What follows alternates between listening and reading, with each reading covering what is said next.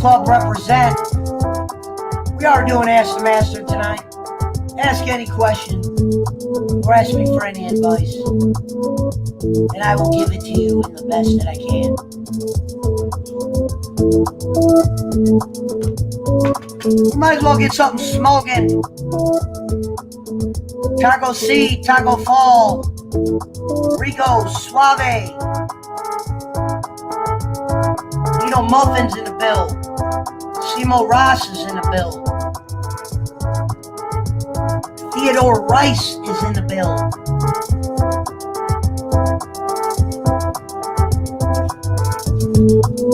Kicking it down to a level 2.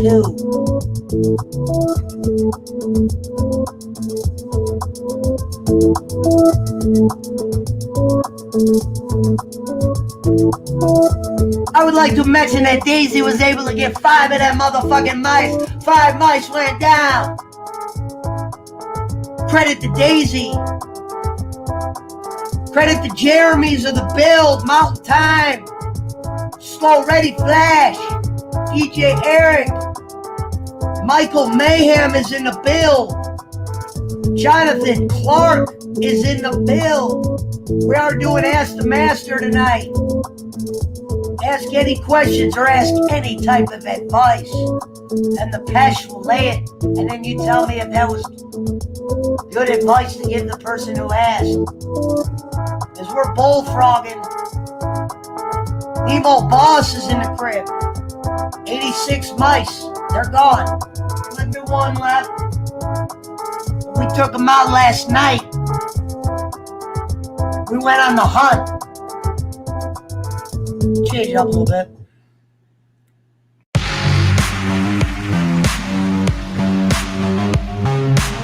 Nemo in the build. Man, Wilson, what up, Will?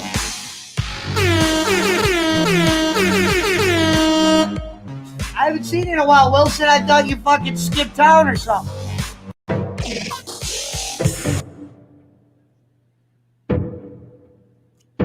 Joseph Vendrararari in the Beca.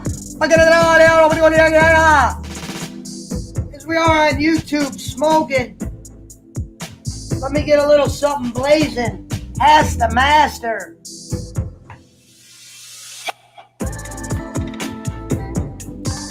Champions Club in the build.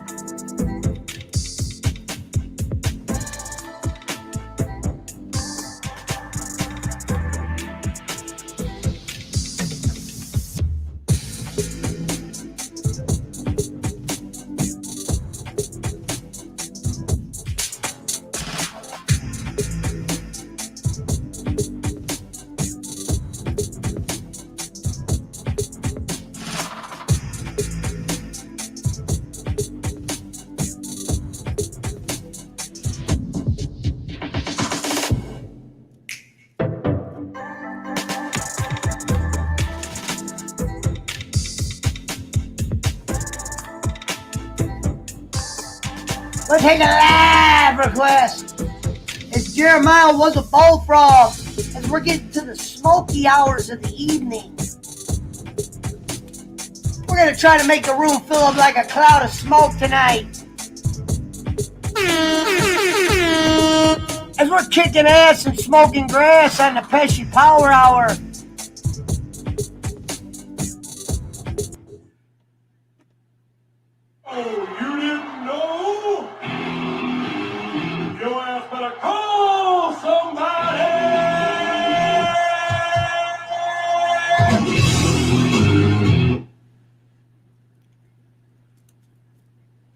Get something smoking. Just Blaze says Nemo the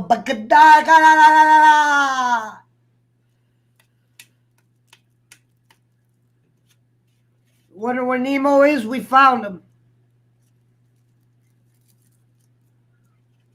Smoking on Grandpa's jacket tonight.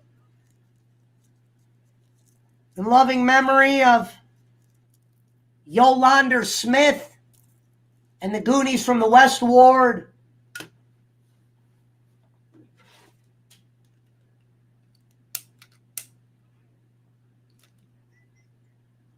We are taking requests.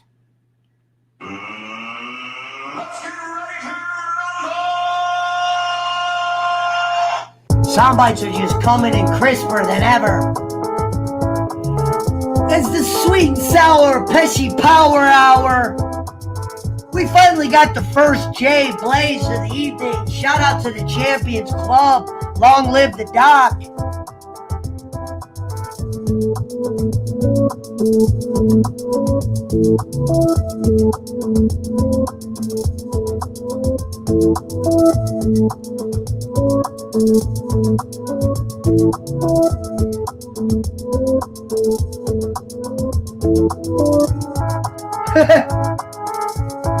We are getting it. If anybody wants to join, let me know.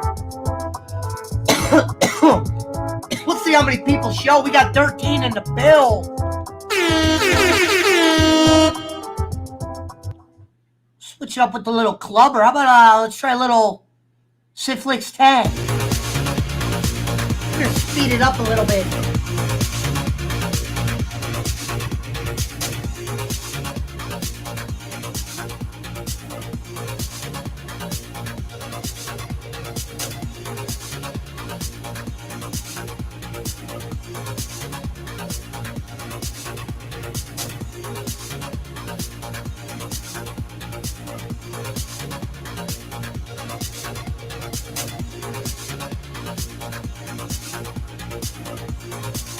Let's fill his bitch up with smoke tonight.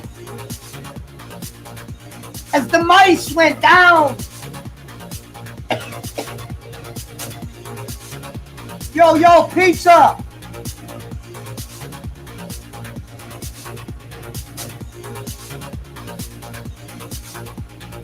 Nemo in the bill.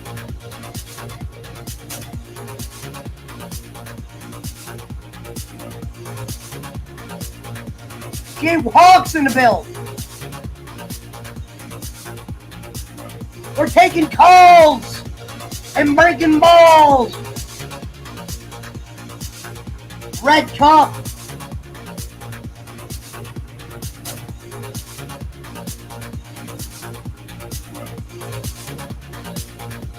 Last Spider is a fake. I can just smell it.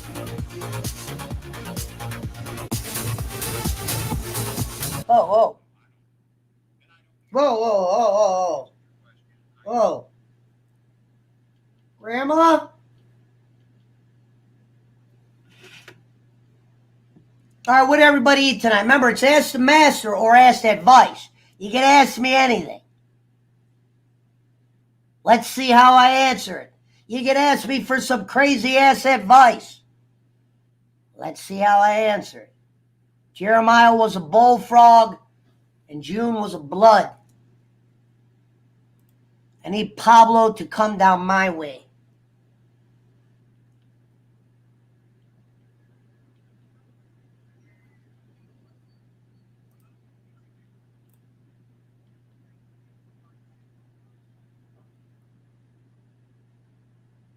Philly cheesesteak hamburger helper.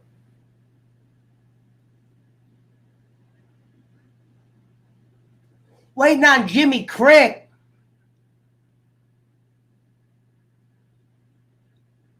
Nick Gall. Jonathan, what are you doing tonight? You available?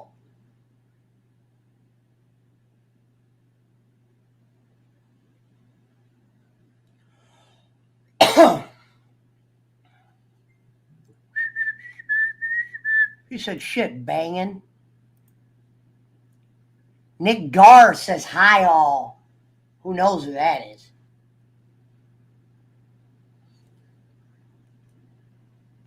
$15 in the bill. John will come on. All right, John, let's get you on.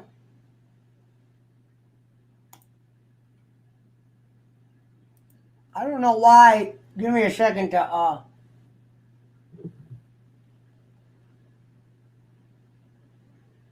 Madonna.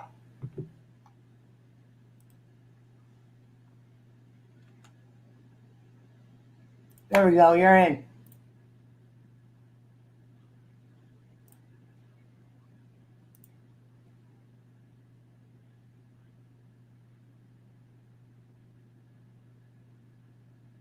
Somebody do me a favor. one of the mods get rid of Last Spider? I already smell what that is.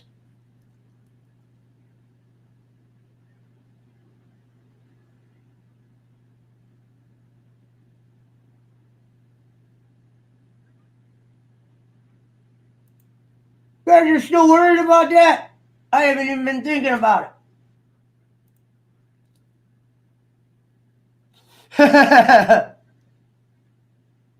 I mean, if I did something wrong, it would probably bug me, but like I said, when you've gone to prison as many times as I have, it takes a lot for me to get butthurt about anything. Especially with all the goddamn weed I smoke. Now, this could be somebody that is not a troll, but this is the key things. I knew. Usually people that come across my channel don't use terminology like, sorry, I'm new. Just found this. How could you find this? Keep an eye on Nick Gurr. I already know who Michael Mayhem is. He's good. What up, Boston? You coming on tonight or you out?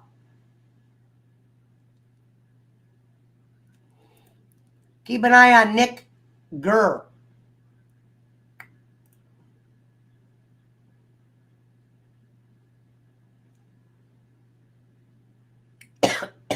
We are doing Ask the Master until the Lee hours where we might be gaming with the Jachubi brothers and Tongo Swift and Tego Menendez and the Holly Manarian brothers. Yeah, make sure you got all your televisions all set up to where it's not going to come through my shit. Right? Sorry, I'm new. Yeah, keep an eye on Clown Boy. You don't hear people popping in my, hi, I'm new. Saying a goddamn Nintendo Switch fucking decathlon. How about we go into, let's see what we got here.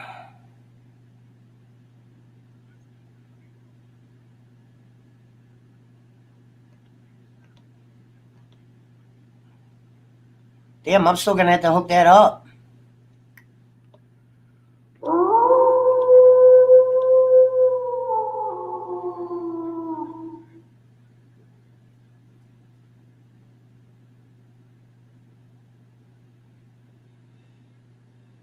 All good on my end? Oh, I'll send it. My bad. Hey, Sir Pesci says,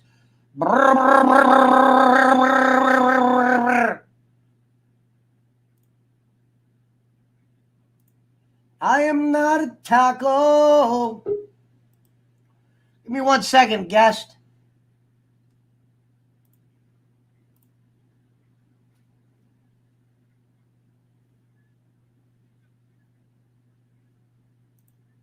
All right, ladies and gentlemen, our first guest. He's been on my show before. Good friend of mine. The man, the myth, the legend.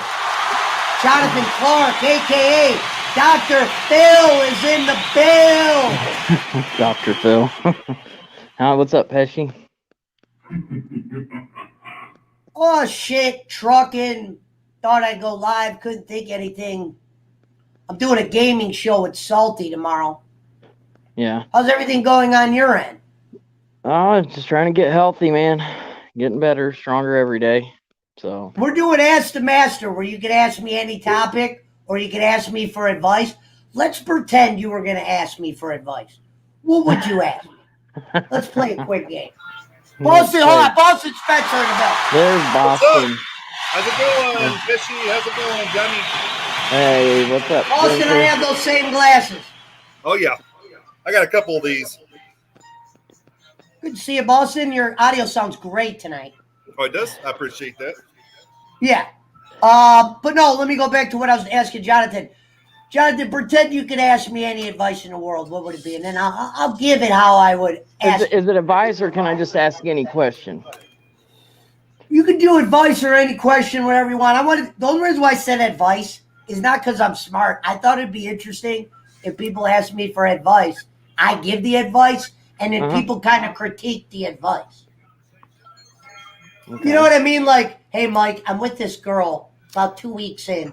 She said blah, blah, blah, blah, blah, blah. Or, hey, Mike, I got this. I don't have any of that shit going on. No, well, not female shit, but it could be anything. You know, advice. Hey, man, I got these 2 kids, even though I'm not a dad. Or I think it'd be funny because the advice could be bad. And I just thought it would make for good. But, yeah, you could ask whatever. In Boston, you want to think of one, you can, too. Well, let me ask you this. How do you feel about Bolin doing the shit he's done to you? Oh, well, you know what? Honestly, I think he thinks that I'm doing something I'm not. So it's like... Oh, that's what he does with everybody. I did too many nice things to, like, let it bother me. And it's like, how I'm gonna do it is I'm just not gonna, like, I'm not gonna be like Jake or, you know, drag it out, say fuck this, fuck him. Because I did a show with Harry, if that means I'm hanging out with stalkers and shit. I didn't, you know, those guys were just cool a couple months back. Harry made all those badges for Badges, him. right. I don't know. It confuses me. It confuses me. I look at it the other way around. If I knew somebody that did what I did or treated me however, I really wouldn't look at that guy as an enemy. Right. But if that person maybe believes that, maybe it's something he believes and I should just, you know, not worry about it. You know what I mean? And not be like all the other people that he got rid of and, you know, take it to heart. I just will let it go. You know, he's got enough guys that get mad at him and run back. Why don't I do the opposite? Even though I didn't do shit, I'll just be like, all right, no hard feelings. Maybe one day. You know what I mean? Right. Well, I feel bad for you because you've done a lot of good. That he thinks that I do all these like I sit in a room and like I've been at an auction all day. Like I sit in a room and plan my next. Oh, you work. I mean, how do you pay your bills? You know? Yeah. So I understand. But honestly, it didn't bother me all. When Boston put the message in the chat, I didn't even bring anything up. Everybody else brought it up, so I was like, I don't even need to bring it up. Right. I was just confused. That's why I brought it up, you know, because it's like there's nothing to be confused about. It's exactly what happened. I did Mr. Marvel with Harry and Chungalo. Right, which you've done for how? But how long have you been doing that, Pesci? It's not like it's the first time. For a while. That's why it's not. And then here's his thing. He didn't even give me a chance to like rebuttal. Right. So if I haven't even earned a chance at like a rebuttal, like pretend I had something to ask Boston or something to ask you. I'm going to ask you and at least hear your guys' side, whether I made my decision or not. Right. You know what I mean? It'd be one thing if I did some fucking crazy shit. I didn't do anything that you weren't doing It was, you know, Eve, what happened was Eve blocked Bolin. Harry sent him a message saying he wasn't even going to block him. And then because Eve blocked him, then Bolin blocked Harry. So it was like all of a sudden, I wasn't even talking to Harry for a while. So then when I settled our differences, I'm supposed to hate him because a girl blocked you? Not because he's resorting back to old ways. That'd be one thing if he fell off the wagon and he was like sending this guy letters. The guy hasn't even said anything about him unless he's been talked about himself. So I was just like, you know what? I could do that and say, you know what, fuck him like JJ did. But take the show side out of it. Mm-hmm. I've never done no shit like that in my real life. Right. Let somebody pick my buddies and shit. Right. For what? That just makes me look. Well, and I think he's always said that nobody's going to tell him who he's going to hang out with, doesn't he? Well, that's reason him and Cornette stopped being friends. And that's funny. And then what's funny is he tried to even squash it's called being a hypocrite. Yeah, but that's what's funny. What sometimes is I wonder if he even knows. So it's just like, you know what? I'll do what he thinks I'm going to do is get upset, but I'm not even going to get upset. Right. If I don't even have a chance to explain myself, Hey, DJ then Eric, dude, what's up, dude? how close were you? That would be like if I just said, Boston, I don't want to talk to you no more. You were doing a show with Jim Jab Magruder, and then I just blocked you, didn't even give you a chance. Now, I thought about it like from a legitimate standpoint, like, you know what? At this point, I don't really need anything from him. You know what I mean? Yeah. We do two different angles. You know, he runs a show about donations, and I just really just run a kind of like a chatting service. Right. Sometimes a show. Right. But you're just having fun.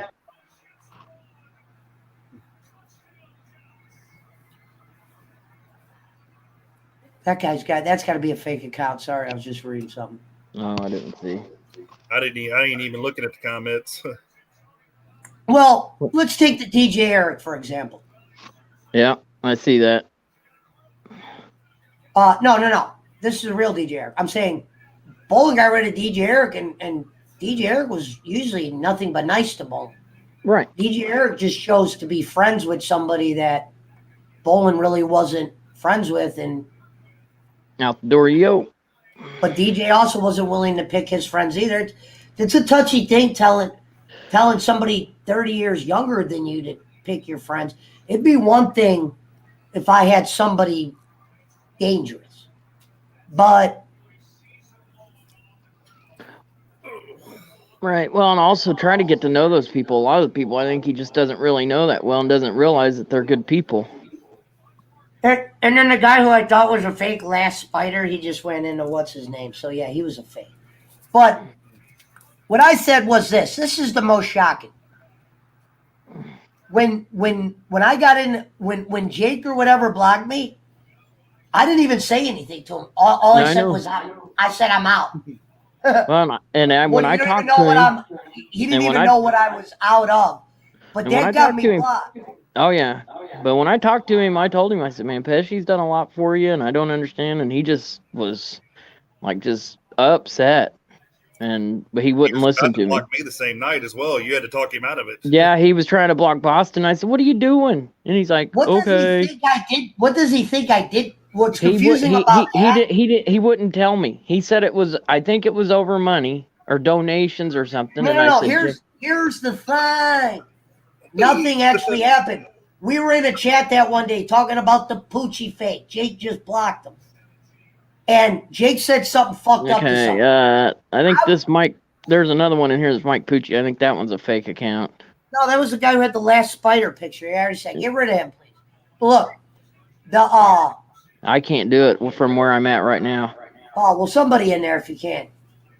What I said was, what were we just talking? Oh, yeah. What I was crazy about the Jake thing was I literally didn't do anything. I was like shocked. I was like, what the fuck is going on here? I was like, and then when I saw it, instead of getting upset, I was like, you know what? I'm not, if I got to go ask a guy what I didn't do, I know I didn't do anything. So why the fuck am I going to go cry to somebody? And then the next day, he made it about dude, I lost my cards. You could ask my partners. He thought I was making that up to not give him $3. You didn't lose your cards. I still had my buddy give me Cash App money and still sent him the $3. But because it wasn't on my credit card. And I was like, wait a minute. So he goes on a show and then trashes me. I'm thinking, you know what? I think he just enjoys it. You know what I mean? He did a show about raising money for Jonathan and then asked him for 20 when he got out of the hospital. Well, and the thing is, it sucked when I was in the hospital. Somebody hacked my Cash App, my bank account, my Venmo. They got everything except my PayPal for some reason. Damn. And they At ordered. Least if you're going to say things about me, say legitimate. Yeah, well, I had to have a talk with Jake. I had to send him a message, and I said, man, Just got out of the hospital, the $20 thing, and then my Cash App, I can't even send it to him because my Cash App, I don't have my card in it. It won't let me put money on it or send anything or Now, accept he asked anything. me for money last night. I actually gave him a couple bucks. But what's funny is he'll act like I'm like this grave enemy or something. But I'm not going to let it bother me because I'm like, maybe I don't need to be around somebody that thinks I'm a bad guy. You know what I mean? It'd be one thing if I did something bad. I didn't do anything bad to that kid. I agree, and I took up for you, and he'll tell you. He 'Cause I said, tweeted out a tweet that said, I made you. But that couldn't be farther from the truth. Oh, Yeah, welcome you to the dance, Pesci. And that's not me being mean. And then Ariel made it sound like we make fun of him. I don't make fun of him. Jake busts my balls. I bust his balls back with clips. speaking of He's come on my show and talked about diarrhea and shit. That's fact. I never DJ. cared about that. He sent a link to What's up, somebody. bro? He sent a link to somebody that he told was going to fuck off. You know what I mean? I gathered a whole bunch of clips where it's like somebody comes in and somebody goes, what did I stumble into? And I go, well, you just stumbled into Jake, more Jake, and Jake. Like one time he got 20 from Mountain Timer, blocked him, Fuck and off, it bro. said, I'm going to need Nah. more money to be unblocked. I remember that, and you were laughing about it because he said, I think he said he wanted $50 or $100 is what he said. But I've told DJ Jake Eric many tried to times. squash the shit with him and sent him something. Jay claimed it was squashed, and the other day, like what's weird about Ariel is making it like people bust Jake's balls. No, we're just doing what he does to us. If we're not allowed to joke. Well, with our friends. I don't think she knew like how we are with Jake at times, and I think she figured out because some people were telling her like, hey, it's sort of like this, and so I don't think that she understood sort of how the friendship was. You know what I mean? Like you bust his balls, he busts your balls. I think she just thought it was somebody making fun of Jake, which it wasn't. And Well, I think she it's funny understands that now. I'll tell you guys a secret that you don't know and Jake doesn't tell. He should. And it's not even bad me telling this. I'm the one that, and Ariel knows this. She tried to say it, but Jake will like smooth over it. I'm the one about a month ago. Jake goes, if she comes into my chat, I'm blocking her. I go, Jake, this is before he met her. Give her a chance. Because he was blocking her like bowling. So I'm the one that mended that bridge for them. Right. I don't care that they ran away and fell in love. But don't say fake stuff about me. I didn't do shit wrong.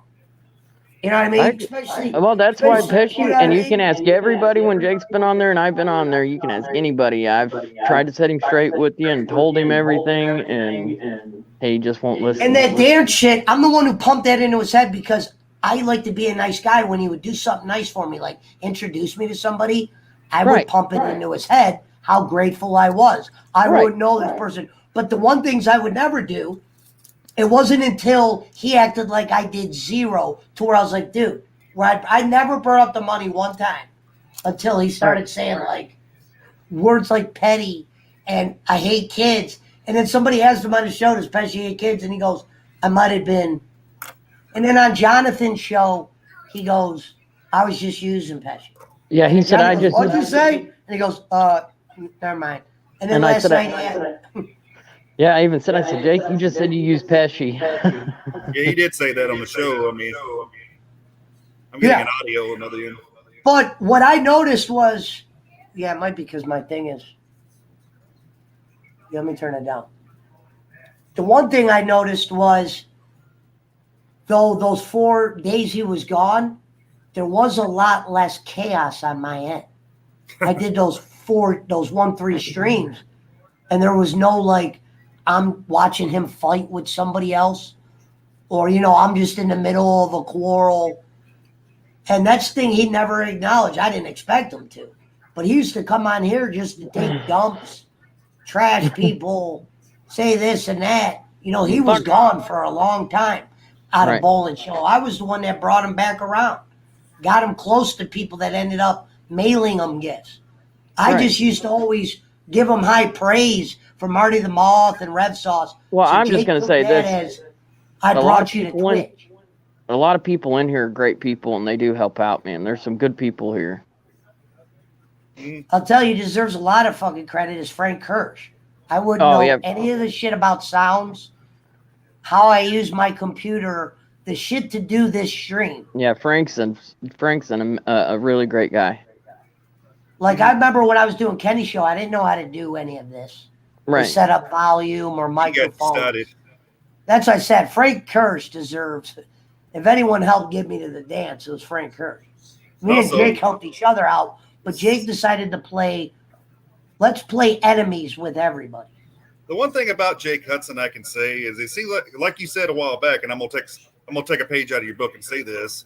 He just loves chaos. The guy loves. It seems like when he's not. I've said that. That's why I've been gathering old clips. I'm saying from months ago, where I was telling people on my show, he's a heel. He seeks chaos. I had no problem with it, but then it like went to a whole different level.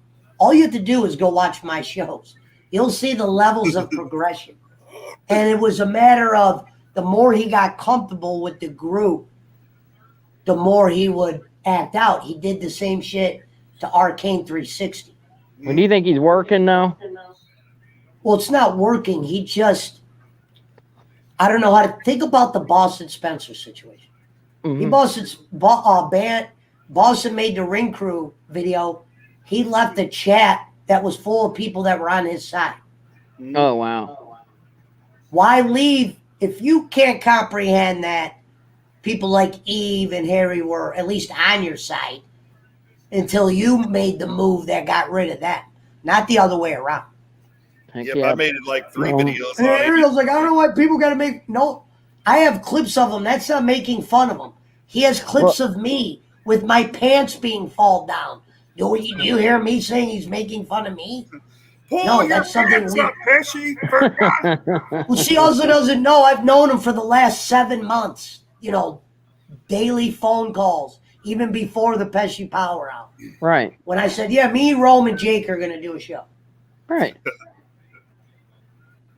You know what I mean? People knew who he was, but I introduced him to a lot of people that he made dollars off of. And that's what he's about.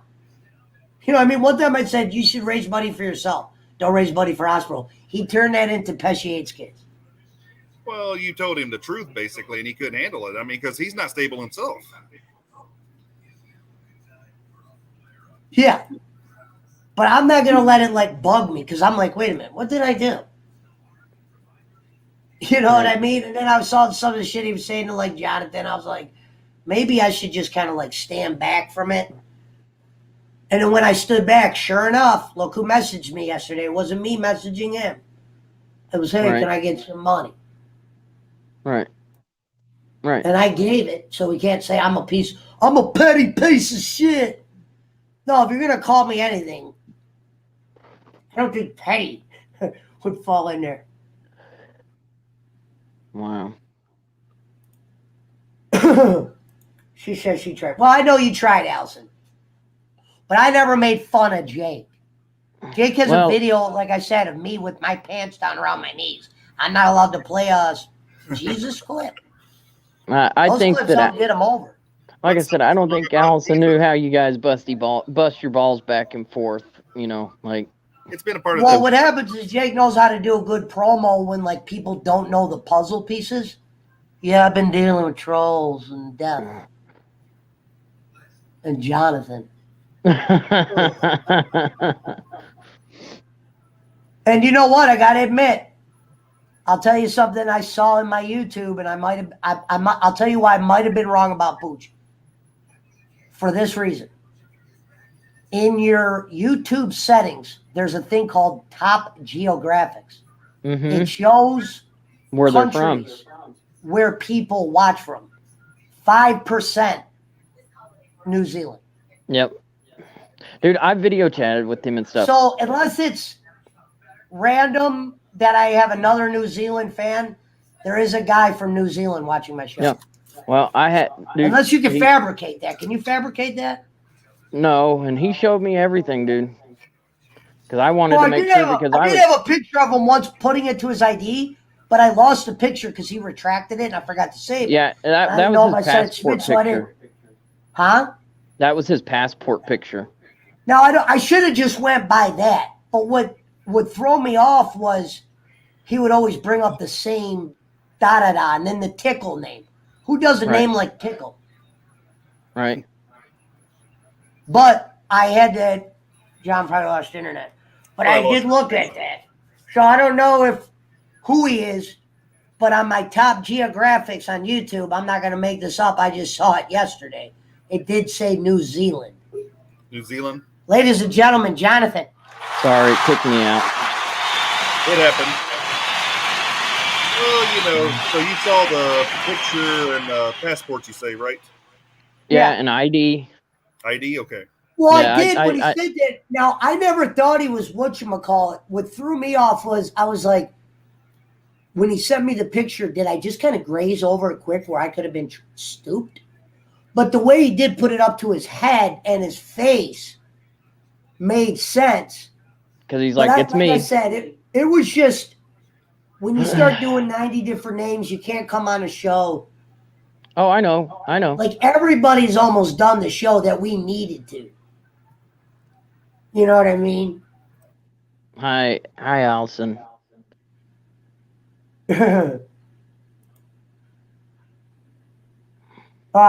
You can with VPN. I can change it to China if I want it.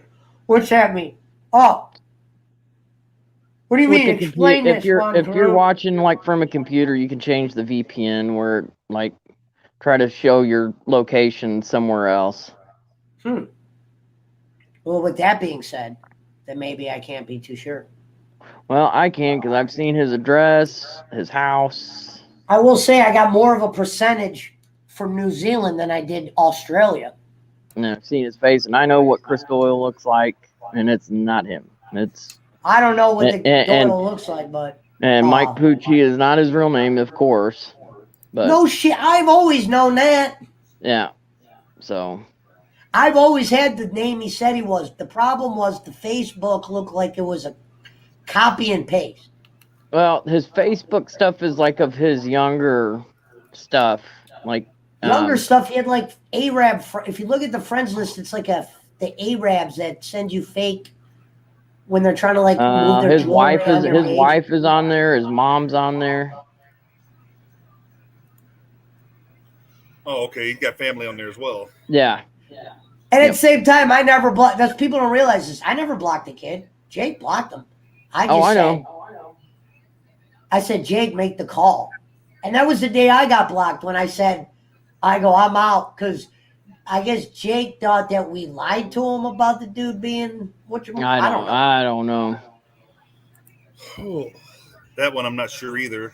I mean, that's a confusing situation. Right, and seeing it was, and that's why I'm like, hey, I need to see you. That's how I just put it. Video chat me or it's over, because everybody said try to, and so he agreed to it. So. And plus, like I said, you know what the other guy looks like. Yes, I know what he looks like. He's a lot fatter, got a beard. And you're not missing much with him. No.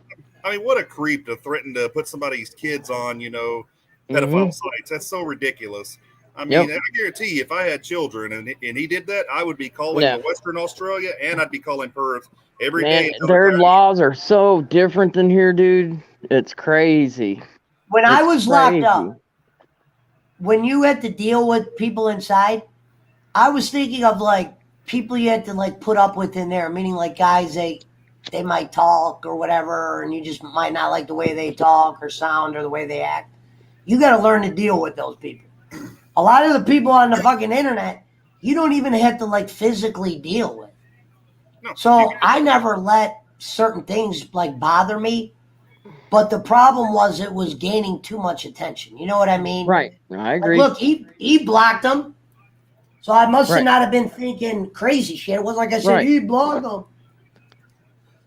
Well, that's how Poochie got a hold of me. He's like, I'm blocked. And I said, well, here's the thing. Nobody knows if you're real. The only thing that ever threw me off about him was he stood up for Servat back in the day. Now I'm talking old shows I have when he was there. Right.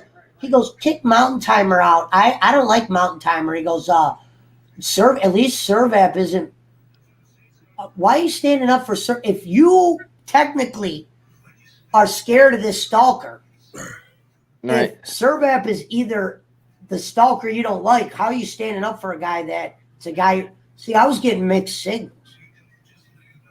You know what I mean? You're standing up for the guy you're running from. Right. It's a confusing situation with Jake. One minute he's into it with somebody, the next minute he's cool with them. All right. It's back and forth. Well, look, he did. He called Schmidt on the DL the other night. He called Smith the other night? Yeah, he said that he talked to Schmidt, but that's all Problem he said. is, there's a lot of trolls going in his account. Allison messaged me, thought it was me. I'm like, lady, I'm 38 years old. I'm at an auction today. You think I fucking wake up and say, let's troll Jake fucking Hudson? Right. Oh my God. So he complained. That was crazy. She thought, she goes, are you coming in there telling him, I'm the one that told him not to block you, Allison. Right. He wanted to block you because of the Kenny stories, not because of what you were. And I said, Jake, blah, blah, blah. Sure enough, everything panned out. Here's the thing. I like what DJ Eric said earlier, right there. Yeah. But at the same time, shit wasn't getting better. So I was like, you know what, dude? I was like, when I was on Marty's stream the one night when we were gaming on Halo in Discord, what was funny was there was a million comments, and not one of them where it was like, you're addressing a fake, or even if it was fake, you didn't give a shit. It was like, you're not like worried about everyday life. That's why I was like, if I could get out away from Jake, I don't have to hear the problem he has with AB or block this guy, block that guy. If he could keep it cool like he did in the beginning, it'd be one thing. But he's just on a whole nother level now to where I can't even go about doing what I'm doing. Right. I got to fucking jump through his hula hoops. Well, the thing about it is also, Pesci, is the fact that people actually think that you're sitting there in your house all day long looking to troll people or thinking about shows all day, forgetting you go places and have to do auctions and all that. You could even take the money out of it. Pretend that he gave Jake zero. When I used to take his call, when I used to be at Kenny's before the Pesci Power Hour started, Kenny'd be like, don't take his fucking call. And I would tell people that he was doing a show or whatever. I'd say he just put his caretaker through a table. That was so people would go sub to him in the beginning. This is before I was even thinking about doing the shit, because I knew I had to learn shit, and that's when Frank came into play. That's what I said. I owe a lot to Frank. If anybody, so shout out to Frank Kirsch. You helped him with years as well, not just money. You know what I mean? And what's funny is I talked to Allison months before she was ever in a chat. She could tell you this. I said, look, I don't know what happened between you and Dingles. DJ Eric. And I didn't try, and you could ask her, I didn't try to hit on her or do nothing like that or say we're boyfriend. I just said, look, I could be your friend.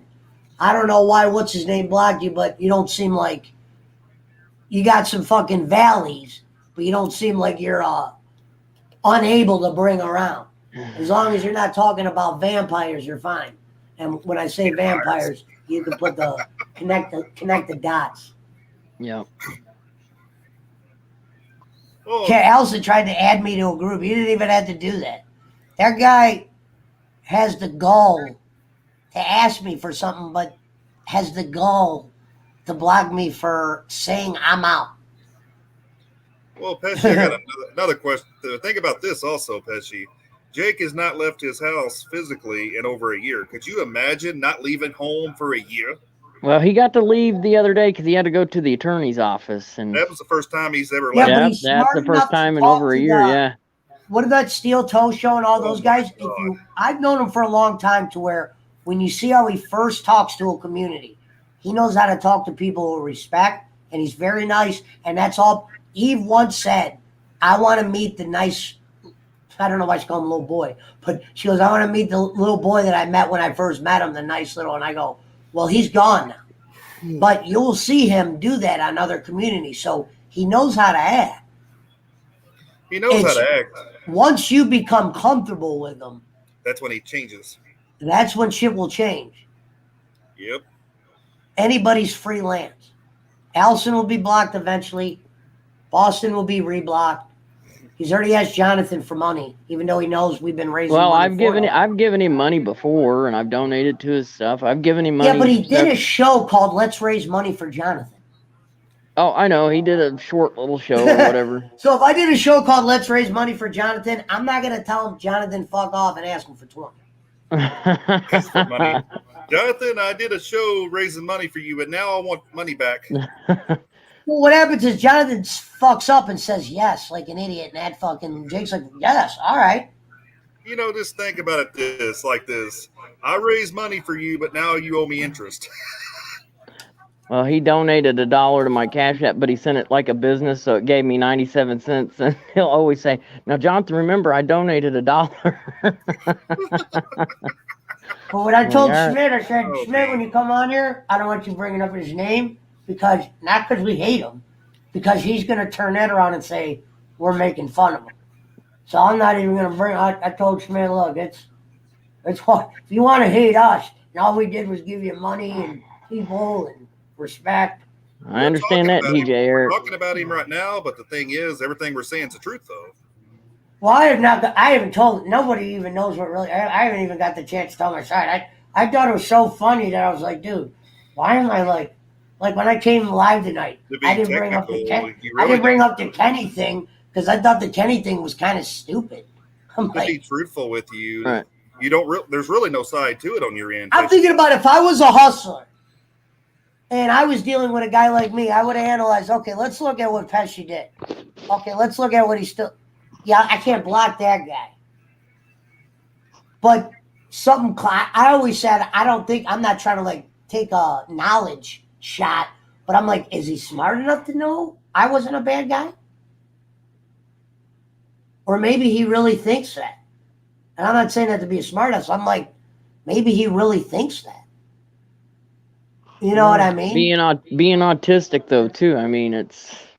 I'm not talking about Jake. I'm talking about bowling. Oh, you're talking about bowling. My apologies. Yeah, I'm not. Jake does that to everybody. That's why I said I wasn't surprised when he did it. He did something like that to me a month ago when I was like, dude, why should I give you blah, blah, blah if you just called me a.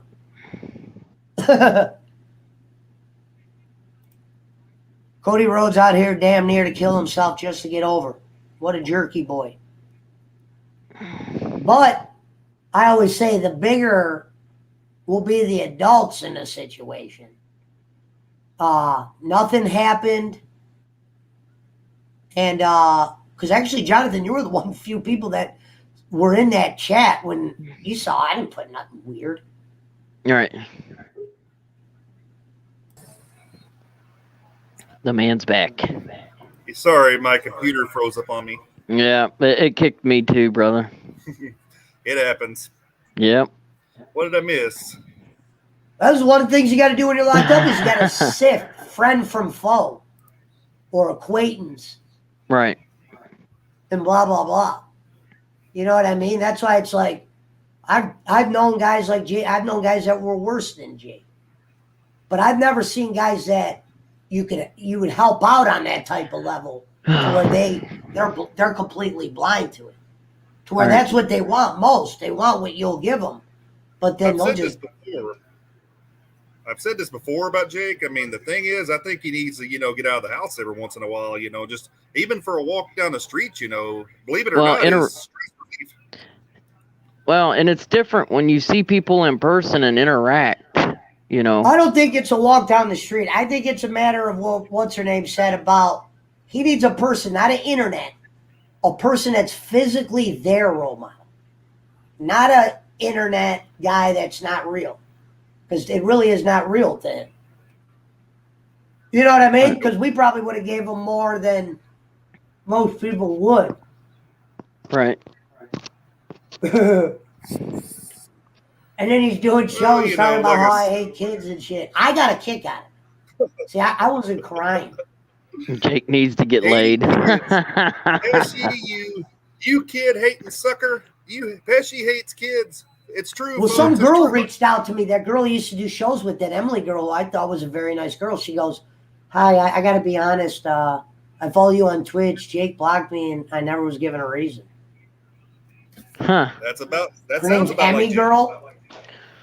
Jake used to do shows with her before he came onto my show. Hold on. This is a phone call I got to take. Yep. Hello? Yeah, Mike, can I do it for Saturday? Yeah, but here's the thing. We got to get behind that goddamn oven really bad. We had fucking mice. Okay, I did it the last time. I moved it. So we're going to need to... No, I know. I'm just saying. I'm going to have you do... you did fine. I'm saying... Okay. I'm going to have you do... You're going to have to make sure you really scrub it this time. I'll make sure I fucking look out.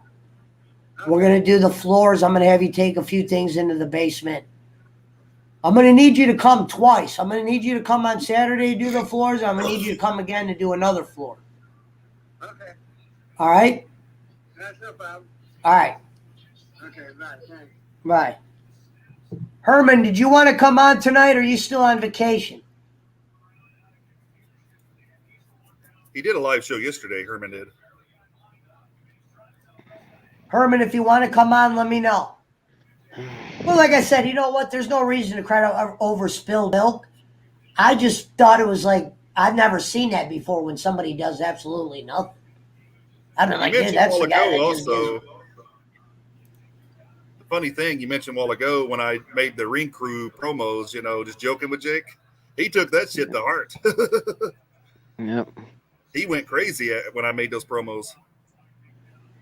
Wow. Oh, I killed some, Gonzalez. I killed some mice. We took about 5 of them to the trash can. I think I got them. I was thinking Oh, of the damn. doc- I was thinking of the doc- Rat-tat-tat-tat. Oh, sorry. Go ahead. Oh, I'm not. I wasn't. I was just saying rat-tat-tat-tat. Shooting. No more Mr. Mao. You acted like you're from the Scarface movie, but I was imagining you with the Rocky theme and you chasing mice, you know, like Rocky chasing chicken, like he's chasing a chicken, Pesci chasing a mouse. Come here, come here. I can imagine. That's what I pictured with Pesci and the mice. Running after mouse.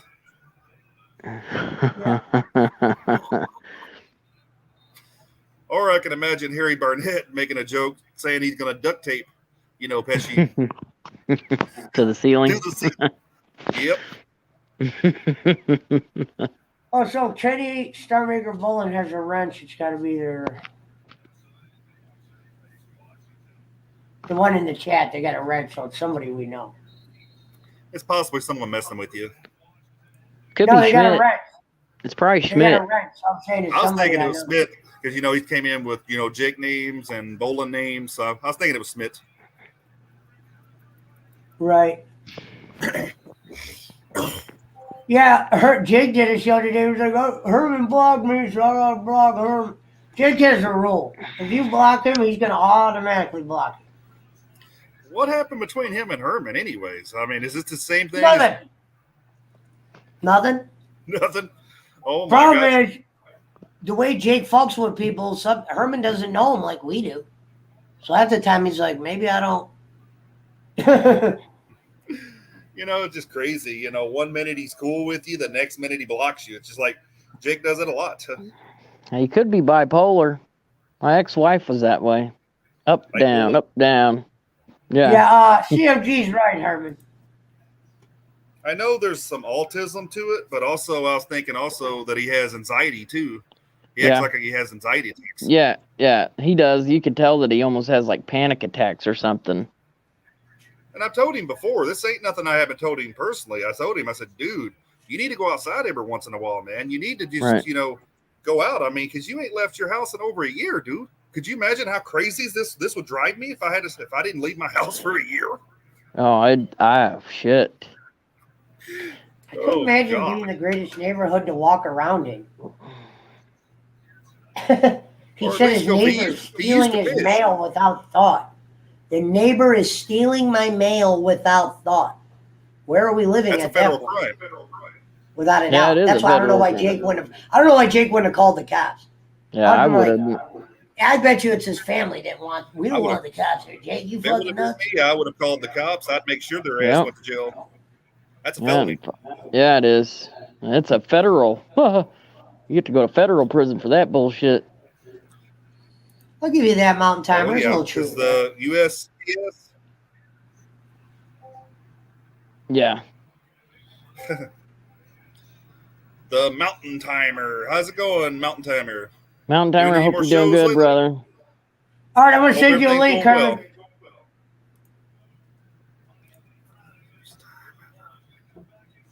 Miss. Like I had Arcane on my show. That was one of Jake's old friends. Mhm. And he came on and them told two his side of the story on why Jake Now blocked they him. hate each other. It's funny when Well, Jake Jake kept is- saying, No, it's not a mutual thing. He was Arcane was blocked for doing nothing. And Arcade called him a piece of shit on the show. I remember. He just wanted to know what the fuck happened. Hold on, I gotta re-sign in with Messenger. Give me 1 second, Herm. They're making me re-sign in.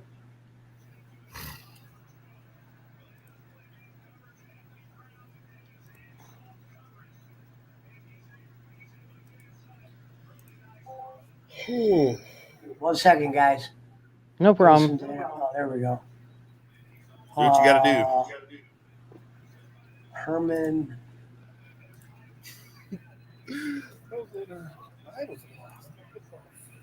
See if that works, Herman. Link out. Oh, there, mister. But I think the way to approach this is just not bring it out. Comes back, comes back. Can't keep giving them material. Yeah. Well, it's all for fun and shows, you know. Yeah. I guess if that's fun, what you call that shit he does. I guess. I mean, what it is, you know. One thing I could say on the Pesci Power Hour, you never know what's going to happen.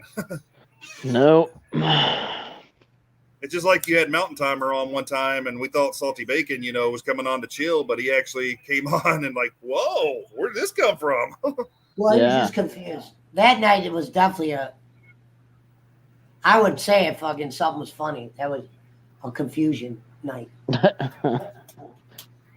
Which I was in the comment section like, what the hell's going on here? Ladies and gentlemen, we got a guest. Let me cue up his music. Without further ado, from California, ladies and gentlemen, Herman the Great! Yo. Pesci, stop the music. All right, stop the music right now. I got a promo. I'm cutting a promo right now on your show. I'm not showing my face because it's pretty dark where I'm at right now. Like, there's no lights on. That's how I do my promos, in the dark. Okay. Now, the Pesci Power Hour, there's Hold been on. some... Let me give you the floor real quick. Okay, go ahead. Go ahead. Can you give me the ceiling and the closet space too? I hope. Okay. Yeah. Anyway, so Done. what breaking news? Is this really breaking news? Come on, Herman, just play. All right. along. I'll play. Okay, I'm sorry. I'll play along. So I'm gonna make a statement here. I'm cutting a promo. There have been a lot of rumors about me turning heel, blocking people without a cause, blocking the aforementioned Jake Hudson. The artist formerly known as Jake Echo. Yeah, exactly. You know, I did block him, but I'm not really going to get too far into it because there's really not a lot to get far into. He's just really crazy. And I said this on my show last night, and I'll say it here. I wish Jake nothing but the best, but our friendship just doesn't mesh right now. We need a break from each other. That's all I'm going to say. I'm not going to trash the guy. He's not here to defend himself. I don't do that kind of shit. But Jake, I'm sorry that I had to block you. We wish him nothing but love. Yeah, exactly. Yeah. I mean, you guys all know me so far. I mean, am I a pretty decent dude from what you guys can see? At least cool. I wouldn't bring you around if I thought you were a bad guy. That's true. But I mean, I'm not trying to badmouth the shit out of Jake. There's no drama. There's no bullshit about it. It's just I know you like, were just confused about a lot of shit. I don't feel like our friendship meshes right now, Jake. If you're out there watching, that's how I feel. But I wish you nothing but the best. I wish you nothing but love. What does he say? Peace, love, and cornbread, y'all. I like that. So I wish you nothing but peace, love, and cornbread, Jake. But now let's get on with the real show. Now I got a problem with Pesci. No, I'm just kidding. I don't have a problem with Pesci. I'm totally kidding. I have no problem with Pesci. Now, is that... I should... Oh, wait. Did someone just read... What happened? What is going on? Oh, I'm just getting so confused right now. This is terrible. You all right, Herman? Is that my bro Boston Spence? See, I'm not all about the views. I'm more about the relationships. Because those will go a lot farther sometimes. Yep. Oh, is that why you brought me here? The entertainment value. I love Is it. Herman Bigfoot? First question of the night. We are doing Ask the Master. You can ask me any question or ask me. Are you? Somebody can ask me advice on something. I'll give my advice. I'm not saying I know I'm going to be right. But I know that's what? not the real Kenny Bull. Sorry, Pesci. I didn't mean to interrupt you, but I know it's not the real Kenny Bull, and that's It's some Chris fake Kenny Schmidt. Bull. Probably, but you know what? I'm gonna answer like it's the real Kenny Bull. And is Kenny Bull a failed wrestling promoter that's trying to clout chase everybody? Yes, he is. Thank you. Ariel wanted Anyway. you to know that she kills Jake with kindness, not money. Wait, who? Hey, I what's don't up, even think- Ariel? I don't even think Herman ever thought you gave him money. Oh no, I didn't. And whether you gave him money or not, I don't really care, Ariel. Sorry, go ahead. Sorry. Make sure you I'll guys stop give talking. him a follow. He's close to 500 subs, Mr. Hudson. We wish him nothing but love, peace, and cornbread, and tacos. And And hopefully he gets laid. I love pickles. Let's sing a song about Jesus. Oh my gosh. Hey, Pesci, I got a gal. I'll talk to you later. No, I'm just kidding. well, Schmidt's going to send him a book, this Burn Apprentice book. So Yeah, that's what he said. Jake said that. Have you sent my book yet? Oh, I'll really? probably get him a little Christmas present. Maybe get him never, like a. I never. You know what? Hold. Sorry, Pesci. Am I still on? Did you cut me Yes. from the show? Okay. I'm No, still you're Come on. on, Ariel. Herman. Why would I cut you from the show? I don't know because I'm a heel. No, but seriously. So Ariel, I'm sorry. I never ever said that you sent Jake money. I don't know who produced that clip. Whoever produced it, obviously. I don't even know who. I don't think anybody ever said. That's a little weird. No, I never said that you sent him money. I don't give a shit whether you send him money or not. I don't care. You know. Good gracious. What was it? Jake saying that, and then he said it in the Herman voice or something. You know. Yeah, I love Jake though. I've been meaning to ask you this, but we was on another subject. How's your vacation, Herman? It's going. You know, honestly, it's going well. I don't. Oh, you're on vacation right now. We don't have no scenery shots. Well, I mean, no, because it's too dark. It's too dark out here. I figured you'd be showing beach pictures and all that. Well, you know, I haven't been down to the beach yet since I've been here. So Jonathan did a podcast in the dark once. I mean, look how dark it is out here. Remember, I mean, remember that, Jonathan? You did one outside where you were like that. Wait, how do I do Yeah, this? a little bit. After I had a switch- haircut. I think that looked perfect, Herman. No, I know. Well, I know. I always look good. White dog. I'm not worried. I'm not worried about how I look. I always look good. But I'm trying to figure out how to show you guys the back camera. Here we go. All right, you guys should be able to see this. This is my surroundings. It's not. I mean, this is the house. It's not. You can't really see much. You know, if you're trying to see the I beach, see it's back. perfectly. You can see. Oh, you can. Oh. Yeah, see This the light is the on the porch. vacation house? Yeah, I did hair. Well, it's actually my parents. It's actually my parents' house. Oh, okay, that's cool. Where'd you go to vacation at? Santa Barbara. Oh, okay, Santa Barbara. Santa Barbara. I'm used I to forgot much- about that. I'm used to much cooler weather. And see now okay, I have to say now I feel like a total asshole again because I feel like that now. Well, That's you your know. problem. You did too much thinking about that. You think I about know. you think way too much. I know. I almost quit the PWO the other day. Out of this. Yeah, he thought people were mad at him and nobody was mad at him. I'm like, I know. I was like, bro, I don't think you realize what people Don't Jay have done. Hudson us, dude. I won't. You almost did a Jake Hudson, man. You said, "Oh, I gotta go. I'm quitting." No, I did do that. Did you see that clip on my channel of the 44-second clip where I actually did pull a Jake Hudson? I Yeah, did pull a caught Jake the Hudson. video. Oh yeah. Now it's all about Bob, my producer. He's my new producer of my channel, Bob. Oh, You know, yeah. I don't know. Bob, Bob, when did can you hear come me? up with Bob? I was going to say you could have let me. I would have been your producer. So I'm gonna tell you guys. I'll reveal how I came up with the whole Bob thing. So my ex-girlfriend, whose name will not be out on the stream, she went absolutely ape shit nuts on a panel. Some of my friends about a month and a half ago or so, where she was claiming you guys couldn't hear me. I was talking for 10 minutes.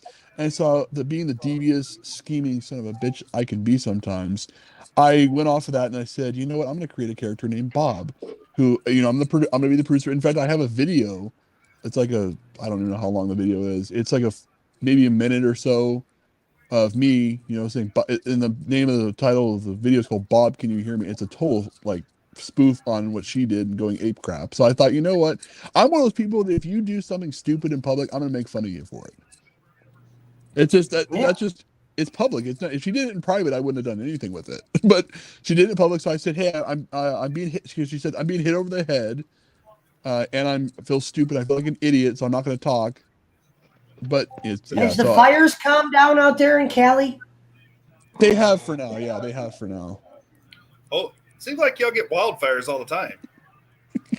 I'm getting blocked right now too by Kenny the Star Maker Bull.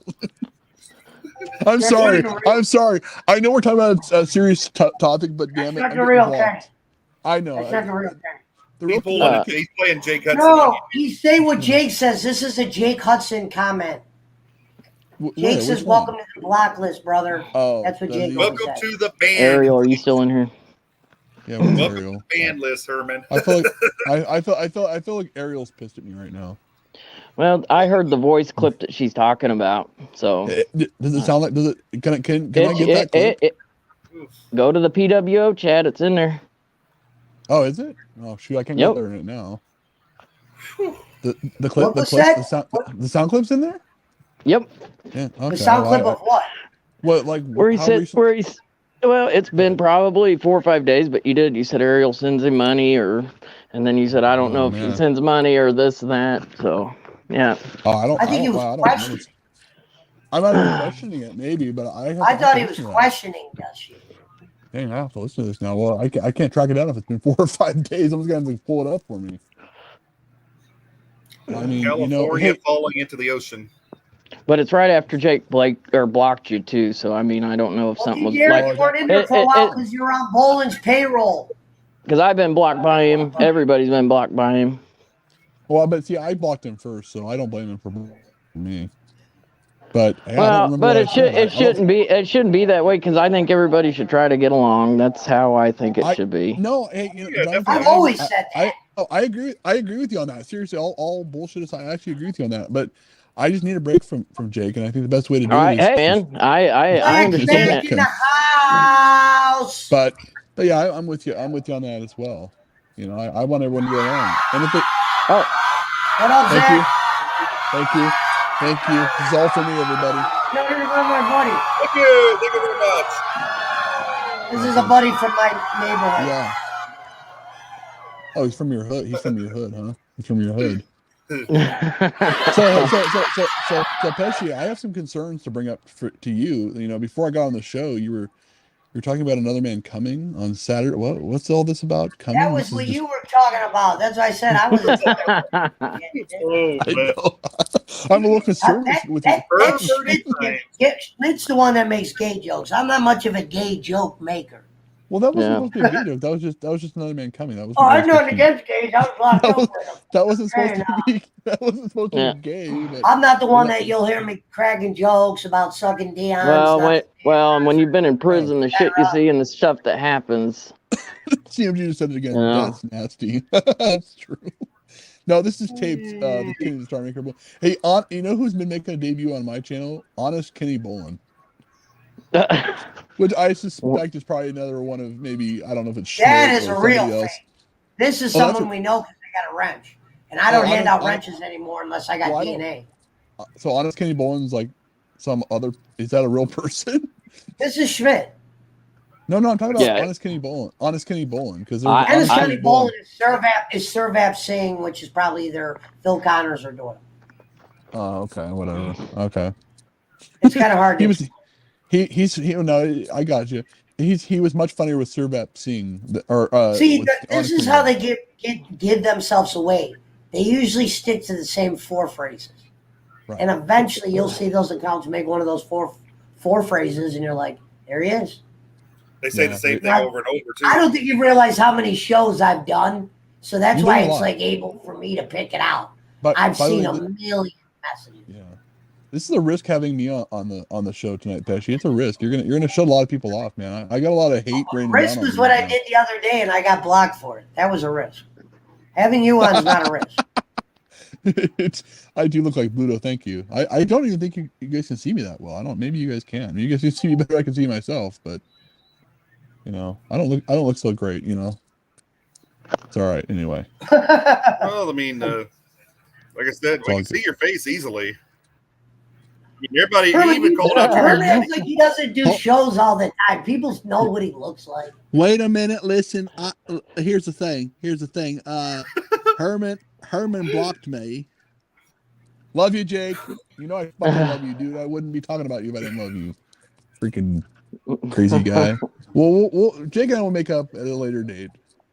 Welcome to the band list. Yeah. Here's the thing. Here's the thing. Banned. Herman and I got together. This is actually a work, everybody. This is a work shoot. We got together and made this up. Jake, seriously. You know what? Have you ever heard the term, you only rip guys you love? That's why I'm ripping Jake, because I love the guy. God help me. Shut the fuck up, audience. Shut up. I'm just kidding. Shut your fucking mouth, audience. All right, so Herman, I'm doing Ask the Master or Ask Me Advice on any topic. If you could ask me any question or ask me advice, which one would it be? And go ahead and ask it. Let's see if I give the right advice. Gosh, I don't or know. if I answer the question wrong. There's a lot of things. Ask me advice on something. If you were going to ask me advice on one thing, let's see how I give it. Not saying I'm an advice giver, but let's see how I would give advice. I think this could be interesting. Okay, sorry. Mountain Timer's making me laugh. Ask me advice on something. It doesn't have to pertain to you. Pretend like this guy, Jimmy. Pesci, I know this is your show, but I'm on it, so you should be honored right now. So stop talking over me, please. Thank you. Okay, I'm trying to respond to my fans in the chat, Mountain Timer, real quick before I ask the master. But anyway, yes, I can take a joke. Anyway, okay, so I have a question. There's this girl I'm talking to online. Now, she doesn't live here in California. This is what I want to do. I want to give. Let's see. Yeah. The Guru Pesci. I'm gonna see how well you fuck this up. But anyway, so there's this girl. She lives in New York. She and I are the same faith-wise, so that's good. But I just started talking to her, like, how long should I wait to tell her that I'm Herman the Great and that I've got a lot of fans, internationally? Okay, hold on. So let me get this right real quick. Yeah. You met this girl where at now? Go say it one more time. We met over Facebook, so we haven't seen each other in person. We just started talking like a couple days ago. Ago. Yeah, so we met through mutual friends. You guys are friends on Facebook? Yeah. So she already knows your name. No, she doesn't know her. She doesn't know I'm Herman the Great, though. This is how I would do it, Herman. Yeah. Hey, for starters, does she live in Cali? Here's my advice for Herman. No, she doesn't. She lives in New York. She lives out of state. Yeah, she lives out of state. He's on the West Coast. She's on the East Coast. Man, it's about. Jonathan, let me give this advice. Herman, if I were you, I would just play the friend card. Okay. Coast to coast. It'll never call it a relationship. Call it what we got here. Makes sense. Just talk to her because yeah, you never know what that person's doing or not doing, and why have feelings for somebody that you realistically may never get a chance to see. Does this change things that she saw me on one of her friends list, and she requested me as a friend? Does that change things? Hell no, because you got to be like, look, before we met, I wasn't just a guy that was friends with guys. I got some friends that are girls. Am I seeing these girls? You can tell her whatever you want to tell her. But dude, don't even look at it like that. You just said she lives on the East Coast. Those fucking certain relationships don't. With your kind of anxiety, you would never even try. That coast to coast, just be her friend. I bet you this. You go a lot farther with a friendship than you can a fucking. Because if you do boyfriend, girlfriend, and call your guys self that, it could get weird when you guys aren't that. Well, trust me, I actually have had that. The aforementioned ex that I'm sort of making fun of in my Bob video. She and I always say meet a. Oh, sorry. Go ahead. Sorry. I was going to say, well, we met in person twice. She came here to California. She's from the ex-girlfriend I'm talking about is from Hawaii, and so long distance relationships really suck for me. Like they're the worst. I've been in a lot of bad relationships. relationships, so I can give some good advice. I've been in a lot of bad ones. But I just said, for you, Herman, you're a good friend of these people. I bet you if you were friends, this is where this would come into play. The friendship would probably last longer to where maybe this one day she happens to go to the West Coast or you do happen to go to the East Coast. You have that friend connection to where if you had a boyfriend-girlfriend relationship and it went bad, you would feel weird about maybe calling her if you ever were in her city. To where if Right. you were a friend of this person, like how me and you were friends, and if you came to my city, you'd be like, Yeah. look, I could hit up Pesci. Right. Yeah. Well, see the thing. I the would thing just is say, too, Pesci- don't call it don't. If she's looking for a boyfriend, be like, I'm not looking for a girlfriend online. I don't mind being your friend. I can talk to you. Now, I should add this too. I met her through some church friends of mine that live here in California, and so she saw me. She's like, "Oh, I saw you on this person's list, and I saw you request you." I'm like, "That's cool." Now, I might possibly, if I can play my cards right, I might actually be in New York, not to visit her necessarily, but for like a church related event that she happens to be And you at. just said a couple days ago. That's what I said. I would definitely, a couple days ago, you don't need to rush in anything. Let's No, see I know. walk first before you, No. No, exactly. But the thing take is away actually, her training wheels. yeah, the thing is, I've actually been talking to some of my female friends about this girl, and they're like, "Oh yeah, she's really cool." And I said, "Okay." I mean, so they kind of know her, so they're like kind of giving me the lowdown on her. But now the church event, I didn't even know she was going to be at it, but I mentioned it. She's like, "Yeah, we might be able to meet if in person if I'm there." Not for a relationship. She wants a friendship right now too, just like me. So Well, see relationship, if you like her. Like you said, you just met her a couple true. days ago. You don't even Yeah. got to make So sure she deserve that. oh yeah, exactly. So Well, I you mean, said Facebook, but you know what I mean. Because no, I know dude, what you mean. I get a lot of fucked up messages on fake ones. That's very true. Weirdos. Sorry. I keep cutting Pesci off over here. I'm gonna get kicked off soon. Any he's gonna kick- relationship, I'm not going to kick you off. If any relationship know. works if both parties wanted to, I just said for Herman's sake, I would Yeah. recommend for him to get in a coast to coast relationship when he No, has not right anxiety now. issues. Yeah, I have a lot of. I hear myself echoing. Is that from me or something? No, it's I think it's Pesci speakers. Is it mine? Yeah. No. I'm Kenny the Triumph bowling. Just kidding. Anyway, I forgot what I was going to say. Oh, son of a Like, bitch. for instance, fix your speakers. the problem with me is if I met a chick, I wouldn't really want to kind of tell her what I got going on. And a girl's not going to expect you to fucking start a relationship with her and hide everything you do. But at the same time, I'm not looking to meet a new girl and tell her all my secrets and expect to trust her, knowing she could leave any day. She might hate me, leave the house and go, Right. you know what? Use every one of my secrets against me. Half of the reasons why I stay single is not because any poor sap like me could go out to a bar with money and pull down some girl. I got a lot of shit here that I don't even know if I want to show a new person. I'd rather come to your house. Herman just backed out. I didn't kick him out. But that's how I am. And all my shit's settled right now. Like when I was with this chick, Sarah, my money was always fucked up. I was always worried about shit that was going on with her because she would be getting screwed over or her job wasn't going well. And I didn't want to play boyfriend where I'd have to get cool with her parents. Her parents never looked at me normal anyway. They always knew I was a convict. They weren't going to take me serious. But she just... And then when I got single, I started making more money than I ever made, where I was like, damn, do I start a relationship back up and start, risking the money, risk a girl fucking you over somehow, maybe telling your business? You know what I mean? I'm not exactly fucking...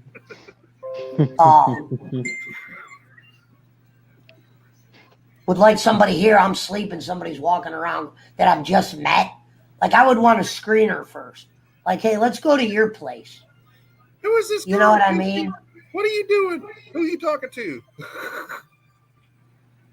But see, I know I'm smart enough to know most of my relationships I'm going to start off by lying, not because I want to, but it's the smart thing to do. You just can't trust everybody with your secrets.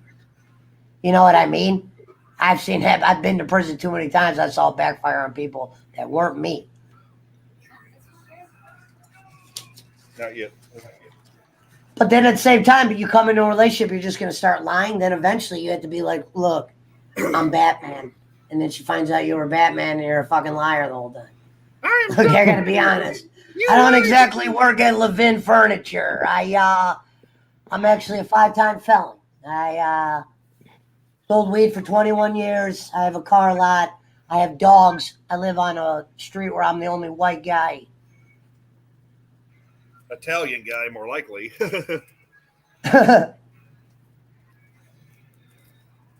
So you're a minority still, Pesci. Well, it's not that I wouldn't plan on dating. It's like, I just know that if I got into a new relationship, I would be hiding a lot of shit. And it'd only be like a matter of weeks before she'd go, this guy's, only a scumbag bitch would want you not to know what you got your house or anything. You can't just be like, no, I don't want you to know what I do. You're a bad man, Pesci. I can't. Sometimes girls are already with guys. Sometimes they're already with guys, and they're like, look, maybe I could get this out of this guy. Well, you always got a girl you can always call, Pesci. Well, dude, I live on a street where there's if I really wanted to.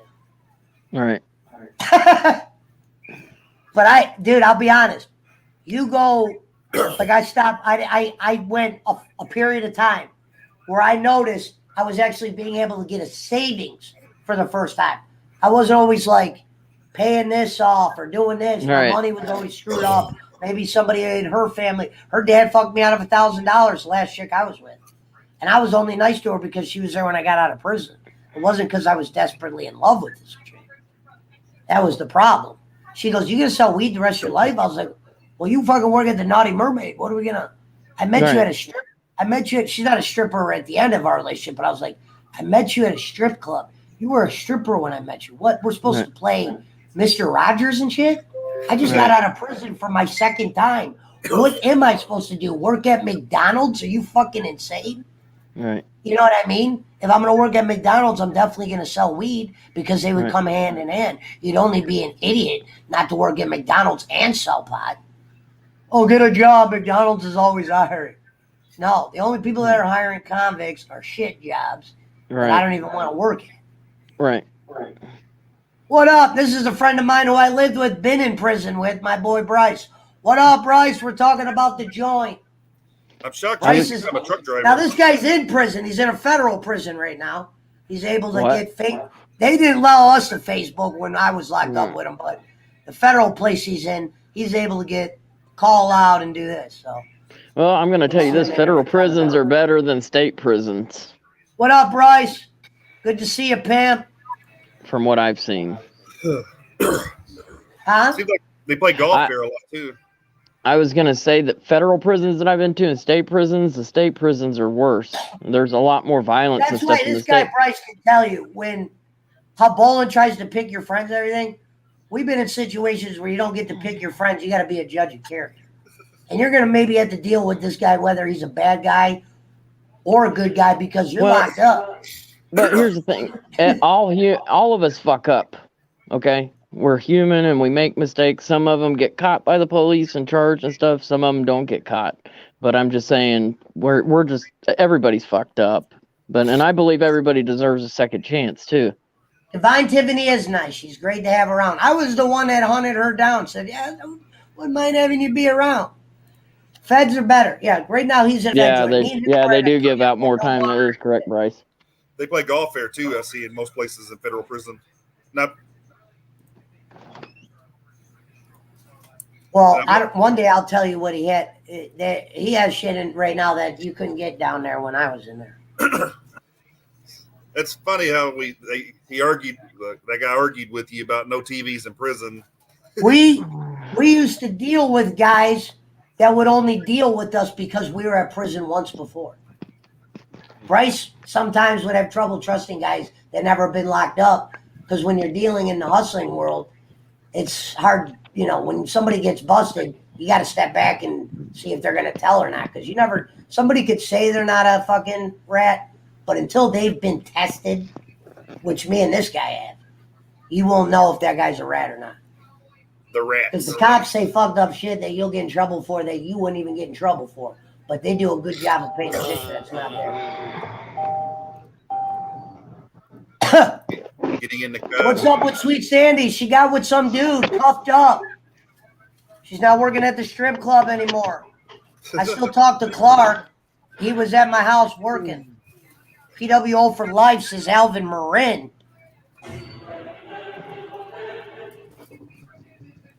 Yep, she's definitely cool. She's a fortune teller. Divine Tiffany is a fortune teller if you guys want to follow her channel. Oh, that's pretty cool.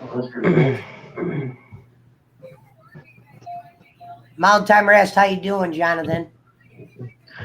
I'm getting a little bit stronger. It's just been a little rough with the Bryce says Sandy gave man, the there's- best brain. The chick. Now, Bryce, tell these guys don't think I get chicks. Bryce could tell you. This is a guy who's seen the type of women I get.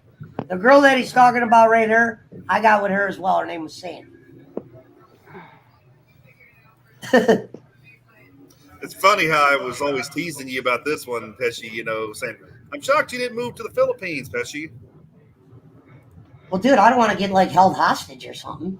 How long would a guy like me last out there? Remember when they were telling a story about somebody running in Mango's house with a fucking 9 and putting it to her head?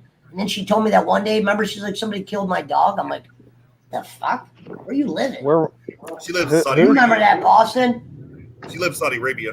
Well, I was like, dude, I can't, no dog, no dead dog pictures in here. Yeah, there's some countries though you don't want to go as an American because they think that you've got money and stuff, and they will. They'll capture you to hold you Ladies and hostage gentlemen, to get shout out to ransom. the motherfucking Gaming Alpha in the building. The motherfucking Gaming Alpha.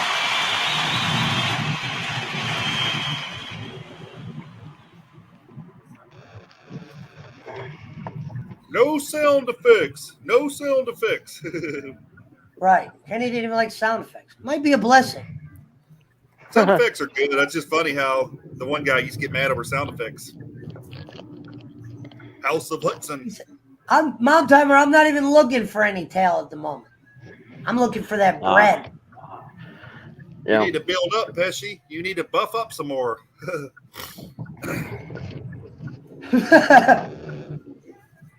Lift some weights, Pesci.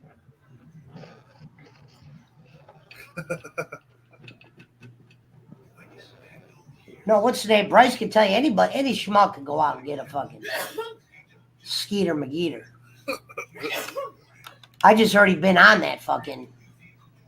Look, he said share some stories about blah blah blah and her sister. Oh, I didn't know you got the sister. I never got one. This is where we lived. Was 260. Now that was what my focus was at one point. I wasn't doing podcasts. It was just chicks, coke, and whatever else we were selling. Well, the podcast is actually keeping you out of trouble, Pesci. Well, that's why I was told, what's his name? I was like, dude, you should be happy that I'm out of trouble. Exactly. You know what I mean? I was like, dude, I would normally be playing poker right now, or who knows? And plus, ain't nobody gonna break in your place anyway, because hell, they wouldn't even get to the Here, front how door. we met. I can't think how. See, Bryce, I don't think you know the first place we met because I used to pull up in cars where I would be in the back of the car.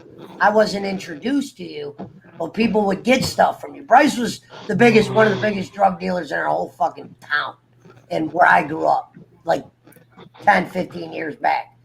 And Really. everybody who was anybody, when the Lincoln LS first came out, Bryce had that bitch. You know what I mean? I'm talking, you know what I mean? That was shit your dad, people like Dad drove. That car was brand new. Those things were expensive too. And how we became cool was he's friends with Mike Hayford, the twins, were in here the other night. And they vouched for me.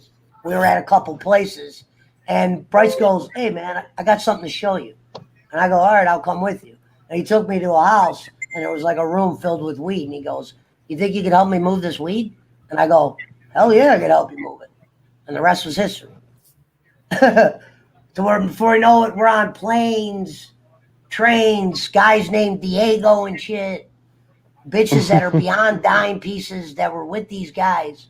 I'm talking they had some girls with these guys that had the money had some girls with them where you're like, you had like trouble getting high out. You're like, hey, we were with some skeeters, don't get me wrong, but these guys would pull up with some trophy pieces. Yep. I remember the Lincoln and the Monty. Yeah, Bryce had all the cars. Okay, what is this person? Let's see if it's a real. I'm asking advice. Is it right for a person to tell you? No, we already know that. That's obvious. Rockwood. Yeah, but yeah, Bryce, I hope you're doing well. When you get out, let me know. Yeah, brother. Hope you're doing okay.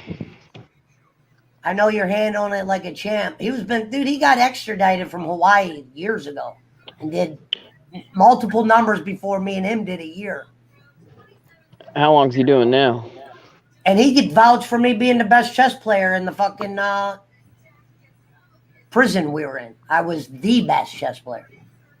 And like I said, I always gambled with the top guys that were gambling in the joint. And they usually weren't white dudes. It would be like a 11-man poker table. I'd be the only white guy there.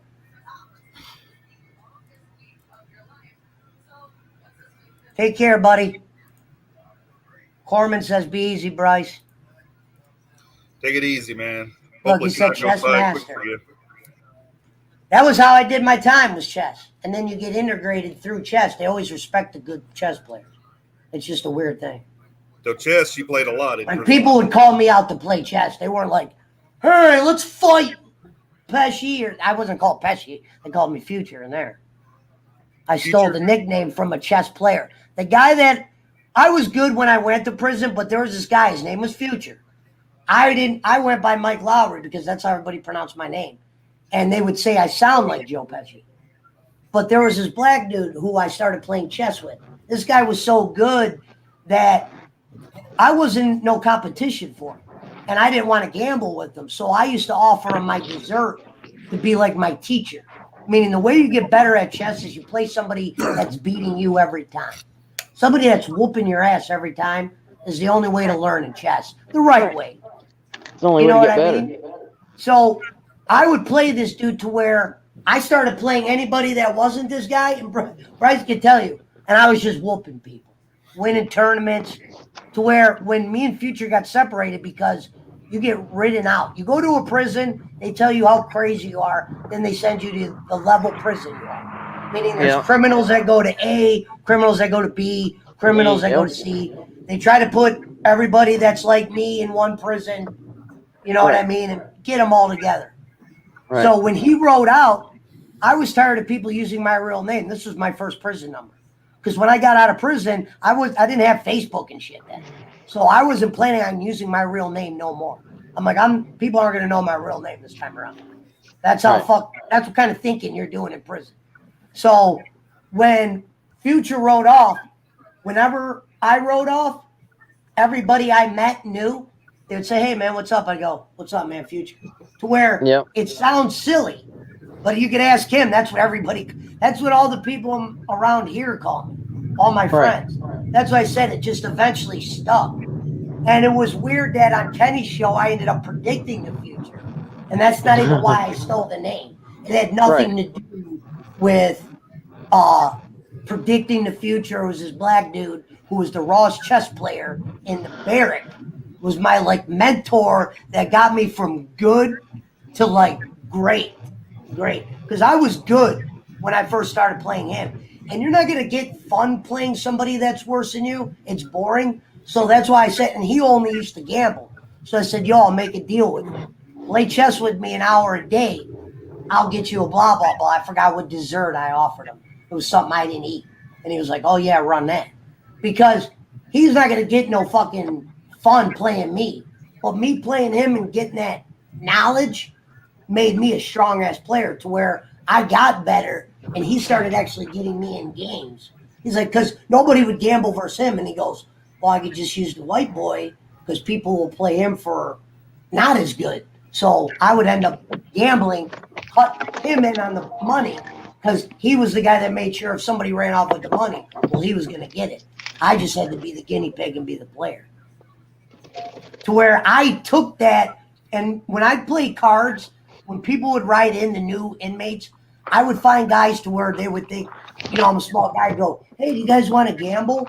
And then they'd be like, yeah, sure, we'll gamble versus you. Now, these would be fresh dudes. And I'd go give my partner, and usually my partner was one of the coldest card players or whatnot.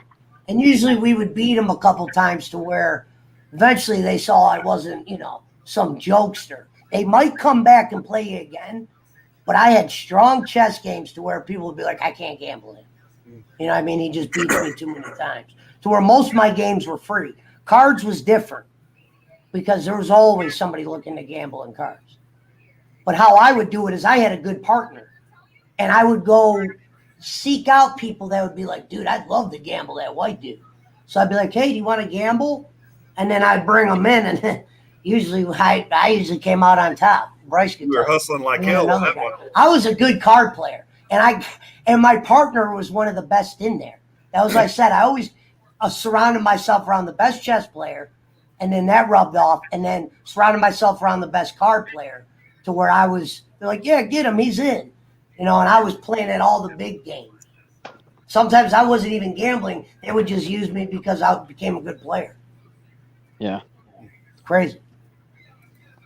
I remember getting out that time. I was actually scared of getting out of prison that time.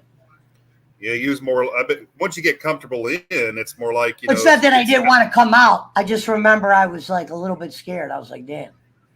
It was like been so long since I talked to anybody. What's it feel like, when you first get out? Well, what's funny is this: when you get in, all you think about is getting out. Don't get me wrong, but for that month, when it's been a year. And you're about to get out, it's not that you get nervous, but a lot of stuff's running through your head if you don't know where you're going. It'd be one thing. You got a lot of guys that might be locked up, and they got a wife that they talk to every day. They know when they come out, they got a job lined up, they got a car lined up. I had none of that.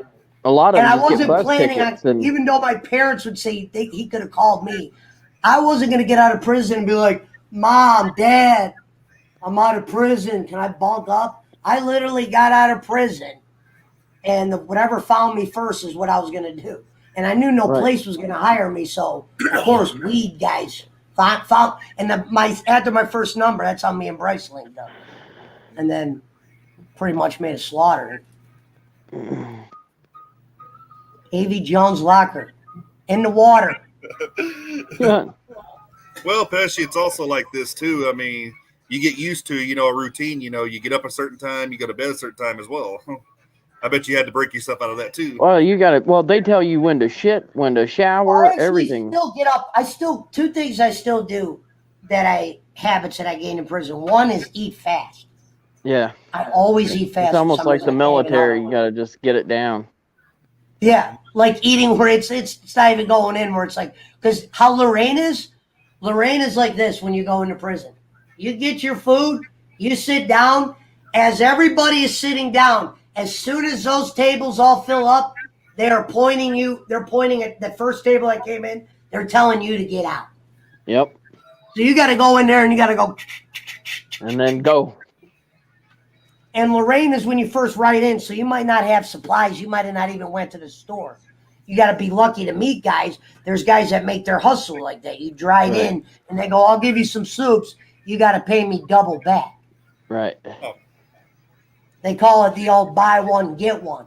So say I'm out of Sprites and I want to drink a Sprite. Like my bunkie ran a store to where if I get a candy bar from him, when store day comes, you got to give him a candy bar and his interest, which is another candy bar. Some guys hustle that way where they're able to just eat for free from the store they run. Now, cops have a way around that. You got to have a receipt for everything you have in there. Right. Sure enough, when you go to a store, you keep that. They kicked my box in once, the cops, because saw me. They saw me at a table. What happened was a cop that you're not supposed to gamble when he's on shift saw me at a table with all black dudes. Didn't know I talked to all black dudes. When he saw me at that table, when I left there later, he's searching my box. He's trying to figure out why I'm at this table with these guys. Searched my box, took half of my inventory because I didn't have a receipt to prove half of it. Half of it wasn't mine. It was Red's. But Red goes like this. I remember I had to go apologize to this black dude that was 6'8". I go, Red, they kicked the box and they took all your shit. Because I used to let him run a store out of my box so I could get shit to gamble with. Because I never called people on the streets for money. But what happened was the guy goes, dude, you didn't tell on me. He goes, I love you for that. I thought he was going to be pissed that this guy was balling. He didn't even give a shit. He goes, dude, I can't believe you didn't fucking roll on me. I was like, why the fuck would I roll on you? No, like, you can't roll on any of them in there.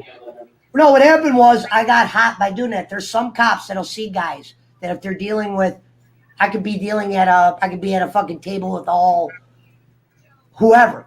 Some cops are looking for that, and they're like, okay. Right. Well, I mean, if you're at a table with all black guys in a prison, that's a red flag.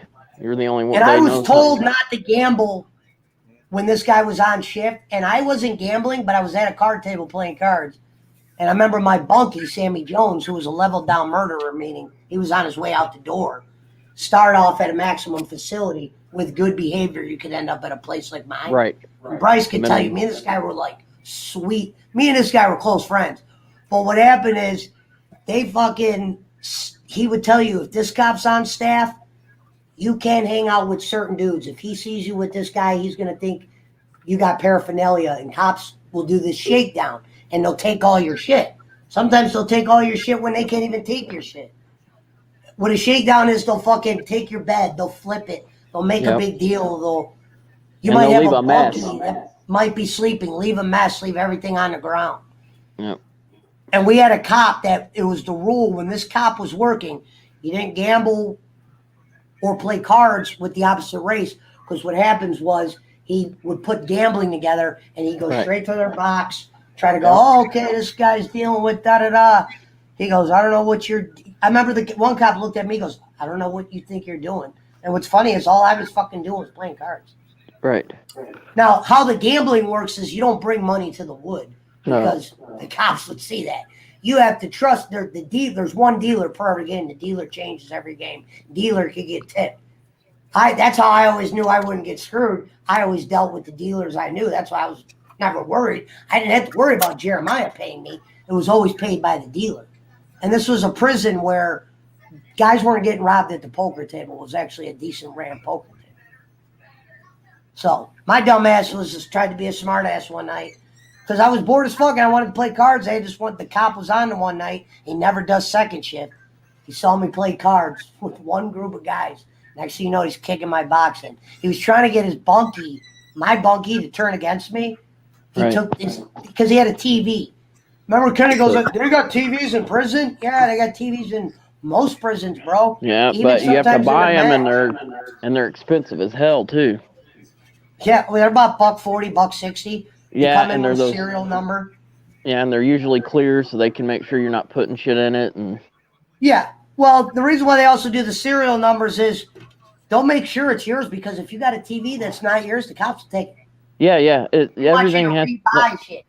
Right, it's just like the receipts, Yeah, they get a receipt. Spencer, what they'll do is say I went to the store. Gotcha. You kick my box down and I got 20 Snickers in there. I better have a receipt saying I bought 20 Snickers. If not, that's paraphernalia for gambling. They take your shit. That's why I had a box full of some other guy's shit. I had a receipt that didn't match. Would they ever the whole box of mine? Would they ever charge you for gambling? No, we've never got caught gambling. We got caught with shit that wasn't on receipts. Right. And they don't call that gambling. They just call paraphernalia. Paraphernalia, yeah. Because technically, I can't give you a bag of chips and then you just throw it in your box. Yeah, sure, some cops won't give a damn. But there are some guys that give that damn. Yeah, they play. They're that bored. They're coming into a prison full of guys that are getting out, and they know they can talk a little shit. Well, I wonder if a bunch of them are new, because a lot of those, they try to go buy the book and catch everything. But they got to realize you're with those guys every day, and you never know what could happen in there. You know, you don't want to be pissing everybody off, because there may be a time that you may need them to help you, in a situation. If you're a dick all the time, no, fuck. See, I didn't call people from the outside and have them send money. Some people did, but I buy things I need. Everything I made was in there. So I was always looking to do shit for people, to where usually I'm not really a target, because I'm the guy that's usually getting A done for B. And then me and my bunkie became really cool to where I was putting my lock on my box, and he goes, "Hey man, let me get that lock." And I go, "Well, how am I gonna fucking guard my shit?" Because he wanted to use the lock for a weapon he was making, just in caser. And he goes, Yeah. "This is what my bunkie looked at me in my eyes and goes, I dare somebody to come in our area, touch your shit or mine." And this was a guy that was well respected out there in the Yo, because that's where they sent guys to, like, usually they request, usually if someone's got 10 years or more, they request to be like to a prison close to their house. And this guy was from the Yo, to where they knew guards and everything. His name was Sammy Jones. But me and him hit it off. And it was initially because of chess. I beat him, and he couldn't believe I beat him. And I acted like I wasn't any good. I was like, I'm not that good. Right. You know, you find out your bunk. Because I knew he was a serious guy. What happened was he was kicked out of the honor dorm.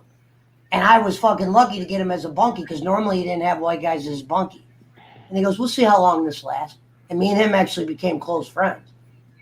There you go. I mean, as long as you got one that you can get along with, that's all that matters. Yeah. And we were two unlikely guys to get along. They do have the hard labor camps. It's called boot camp. And it's usually, if they accept that, it's like a military style, and they do the host squad and everything, and it reduces their time when they do that. And they still have it. The first time, there was like 30 of us from my county. I was in Lake Erie, and there was like 20, 30 people I knew. It was like, whoa. Were you in minimum security? Yeah. Yeah. I always said, guys that, for instance, the bunkie I had that killed somebody, he was started in a max. You go a decade or whatever it is, and you have certain behaviors you follow and certain recommendations from COs, you'll get your security lowered. Yeah, there might be some guys that'll never get to my security. But when they know you got an exit date, they'll give you a chance down by me. Now, don't get me wrong, there was guys in there that had some time. But there was more people facing the door where I was at than not facing the door. There was more people that would not maybe want to kick your ass, sometimes you beat someone's ass. Yeah, sure, you might just go to the hole and come back. Sometimes they might go, "Man, we got to get this guy out of here." And they'll send you to another prison, reclass your levels, send you from a minimum to a maximum. Where you might not you can't go out anymore. You can't go eat with people. You had to, it's fucked up, the maximum. I remember our camp served them food. We didn't physically see the inmates where they're like, "Hey, fuck you." But you would work in a kitchen, load a cart up. Jonathan probably knows what the cart looks like. Yeah. Load the cart up with the food, and then they're brought up. And a maximum thing will be like 20 cells, everybody in their cell, and you can bring the food to the door. Right. Yeah, a lot of the maximum security is they're in there 23 hours a day, 1 hour out. Yeah, and this was in Youngstown, the Yo, as they like to call it. The Yo. Yeah, no, that's what they called it, the Yo. I got a kick out of it. Well, guys, I'm about to jump off here. It was good being on. I'll see you next time. All right, brother. All right. Take care. We'll probably stay on until 12:30 tonight. Yeah, I got to work tomorrow, or I would stay a little longer. Yeah, Jonathan, if you had to go, you could go, or you could stay on. It's up to you. I'll stay on for just a little bit longer, brother. I appreciate that. Yeah. He said legalize and regulate all. Make prison real. Oh, no, I mean, you could put people in there for certain drug things. Right. They might have been on drugs and was a robber, or they fucked their parents and did some. I was in there for silly ass weed to where. Right. I think weed needs to be just tossed, because, like, in most states, I think all states, like, if you have a vape pen that's not, they consider, if you get caught with a vape pen, they charge you for trafficking if you're in possession of that, if you don't have a medical marijuana card or your state's not recreational.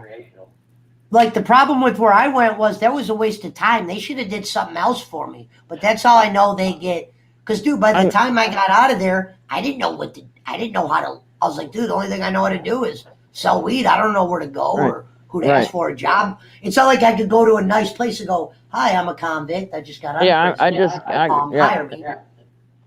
Yeah, and I need you to contact my parole officer to tell him I'm working here. Well, no, that's why I always want to do prison. my case was never serious enough for parole. Right. Okay. So that's yeah. why I didn't want to do felony papers, because I knew I wouldn't do parole for my case, because Ohio passed a law where they're like, yo, if you're a non-violent certain drug, Right. we're not putting you on parole. We got a whole fucking list of parole. You need to look at the Act 346, Pesci, because if it's a non-violent crime, you're allowed one a lifetime, and what it does, it seals, dismisses, and expunges it. Now, Nemo went to a different prison than I did. Nemo, did you go to Lake Erie? See, when we were in Lake Erie, he was locked up recently. And it was for bullshit. They fucking painted him out a villain. They made it sound like he pulled a pistol on somebody for robbing ramen. And that was far from that. That's how fucked up the cops are out here. And there's some fucked up ones, I understand. I know that I knew him personally, and we were dealing with each other, and he was working at the time. Somebody was trying to steal from him. I think with weed and vape pens and stuff, they shouldn't just fuck with it. Just let it be. But well, now they are to a certain degree. Well, like in Arkansas, it's medical, but like it's too late now. Right. You know, I've seen guys get DUIs and beat up somebody that was with a girl or start a fight in front of a kid and shit, and they got treatment. You know what I mean? I got caught with some weed, and they label you because you got on a wire a drug trafficker, and when the judge is reading off your crimes, he never says, oh, he's a weed guy. No, he says drug trafficker. Case 107I, trafficking of the blah, blah, blah, carries. Right.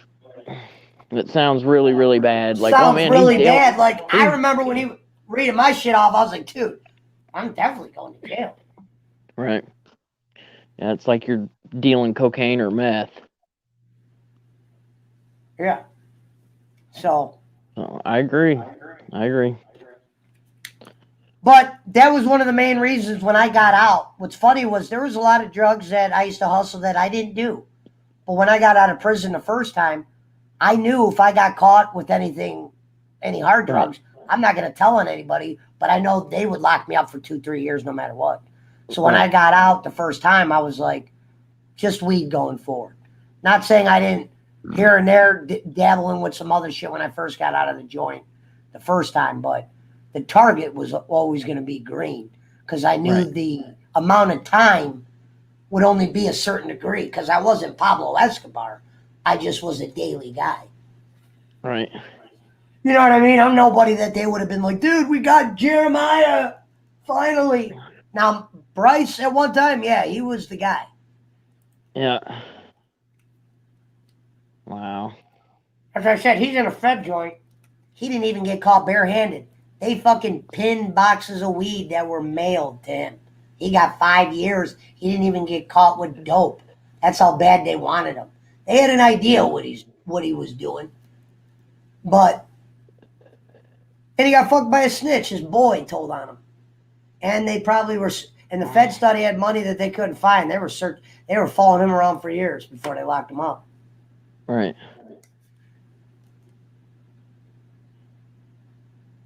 What did that say? It says all drugs need to be legal, and you get rid of them, or rid of the crime in it. Legalize, regulate them all like Portugal. As long as you don't hurt someone or their property while you're high, it should not matter. I agree. They're never gonna fucking make meth, coke, crystal. They're never gonna make that shit legal.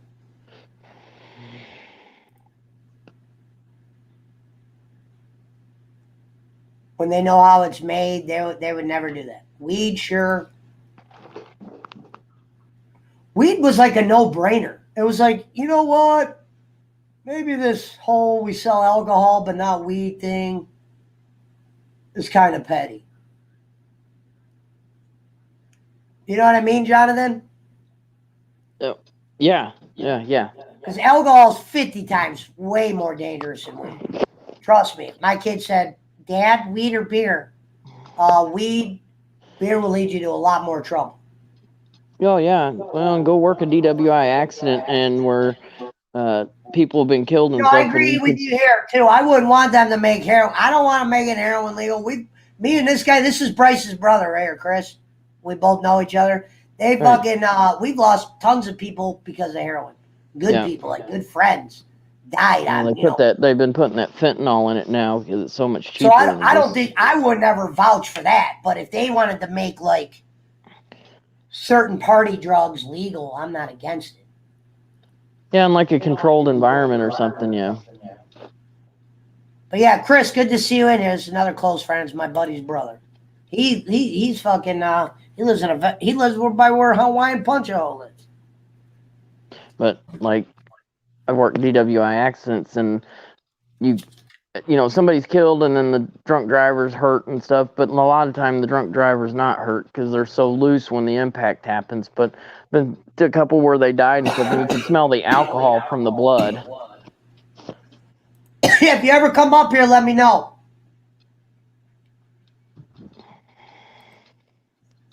But yeah, he's down there. He's got a family. He does well now. Good. We used to be wild people. We're a lot more calmer now. As you get older, you get wiser. Yeah. But when I moved, all my trouble also was in Lake County. What Lake County is a suburb of Cleveland. I was always told if I was physically in Cleveland, I probably could have maybe dodged prison, potentially.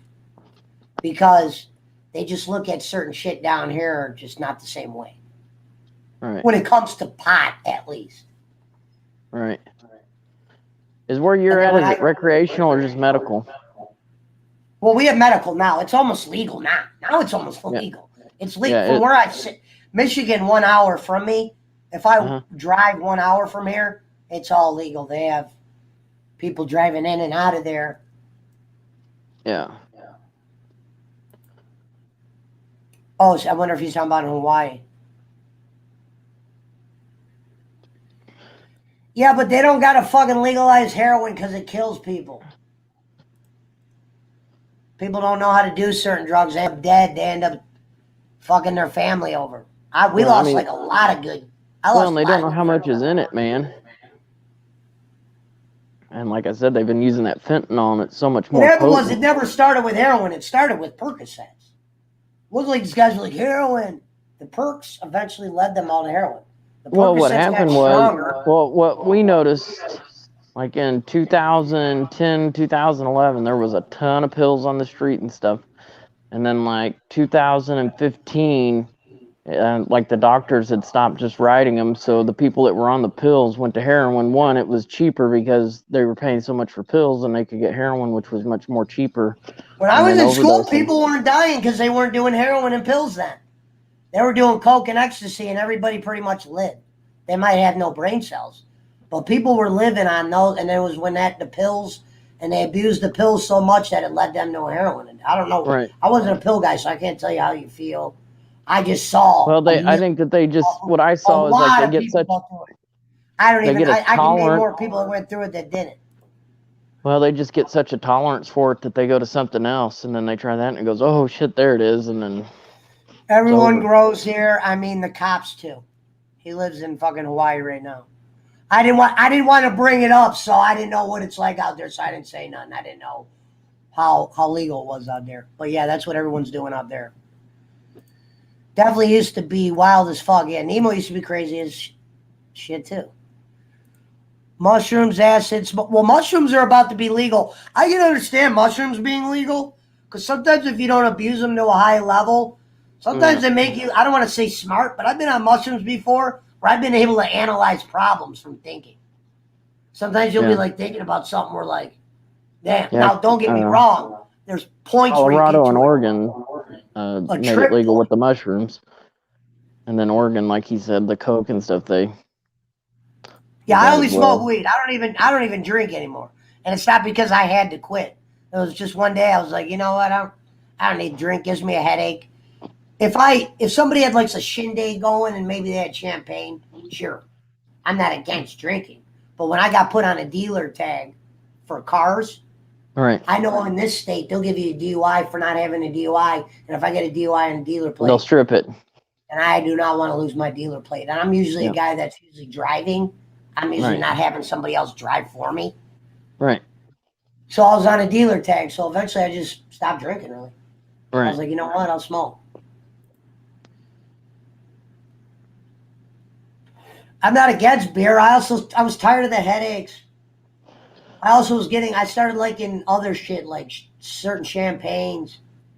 And when I would drink, I'd always want to gamble. I wouldn't be able to do a podcast.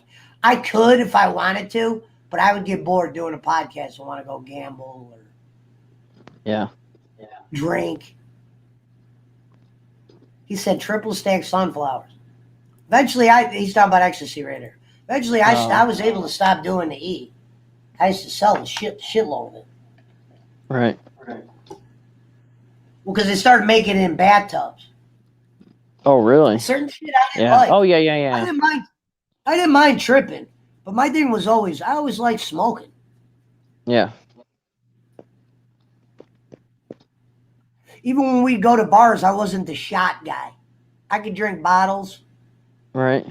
but I would buy shots for people, but I hated doing them. Sometimes I'd fucking spit them back up. Oh, wow. I was never strong with shots. No, so that's why I said I never had it in me to be, or I would puke before I would. You know, some people black out.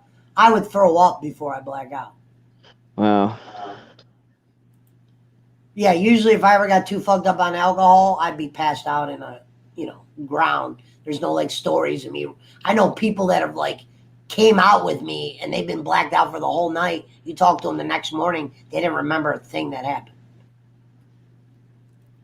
I've never gotten like that. Nothing against it. Oh, shit. PCP. Golly. I don't even know what he means by PCP. I don't even know what That's a which drug. one. That's a. I know it's a drug. I'm saying, what does he mean by PCP? Is he talking about the shit that you dip in a cigarette? Is he talking about shit you snort? Well, they have all kinds of stuff, strips and stuff. There was a video they showed us in the academy. It was in California, and this guy had gotten on PCP. He broke into a house, killed 2 kids, killed the husband, and then raped the wife, and then killed her, and had barricaded himself upstairs. And 2 officers went in. It was a female officer and a male officer, and he was on the bed. And he like jumped like Spider-Man on the female, got her gun, shot her in the head. He came at the other male officer. He shot him point blank in the head. And the dude was still going. He unloaded Coke his... is how Nemo got his nickname. Coke is how he got his nickname. The Nemo nickname came from Coke. And that male officer... Go ahead. You remember the movie Finding Nemo? Yeah. Well, people would always want to find Nemo because he had the good shit, so that's where the whole Nemo thing came from. This is when I was in broadcasting school. I remember we'd go to his hotels. Yeah, see, wet grill pits, this is what I was talking about. I was asking them if they meant this, because if so, I've done that. Where they've dipped it in the cigarette, so I got a water boy tat on my back leg. Long story. I'll tell it one day. Oh, I remember. You had your good days. Yeah. So Hobnobbers, this bar that he's talking about, had $1.50 shots. Mm-hmm. People used to just go up there and go 20 shots. Oh, shit. Yeah, this Hobnobbers place. It's not even a bar anymore. It's pretty sad. But they used to do, that was their thing. They were the home of the $1.50 shot.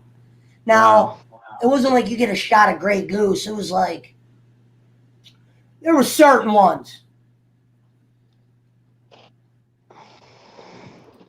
Oh, I had some fun there.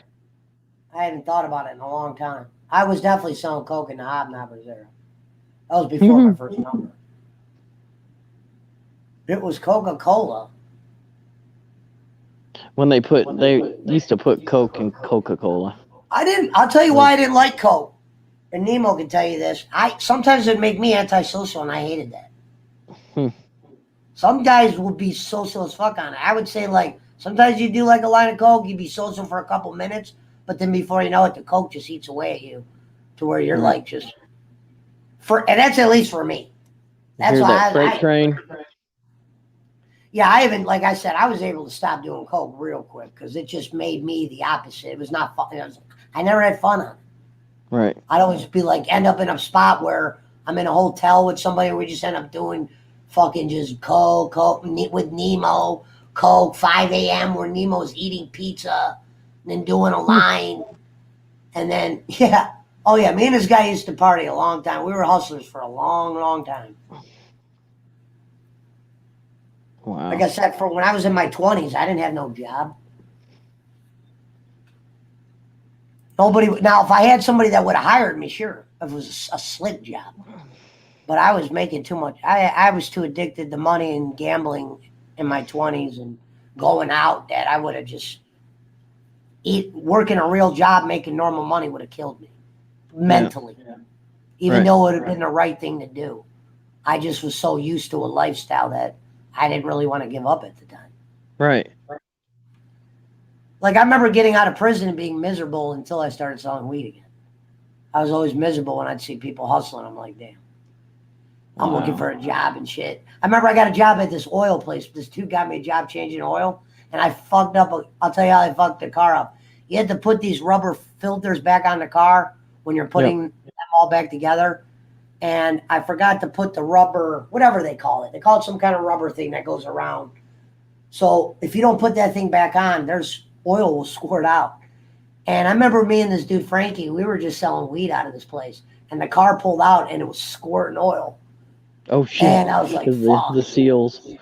Yeah. God. Well, we were using that place to like do other shit out of. Oh, yeah.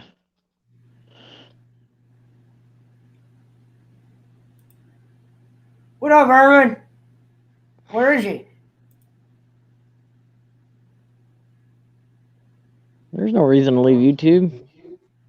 What the fuck are you talking about? Herman, is this some Jake shit? You were just on my show. Everything was fine. Pain. The oil filter. Yep. I don't think people know you enough for you to have caused any pain. Ouch. This has got to be a work.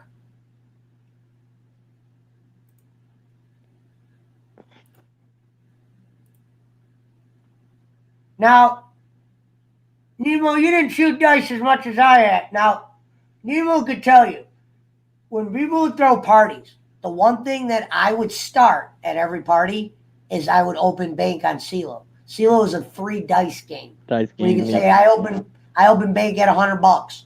Anybody that wants to shoot against the shooter can. But the shooter opens up with the shot in CeeLo.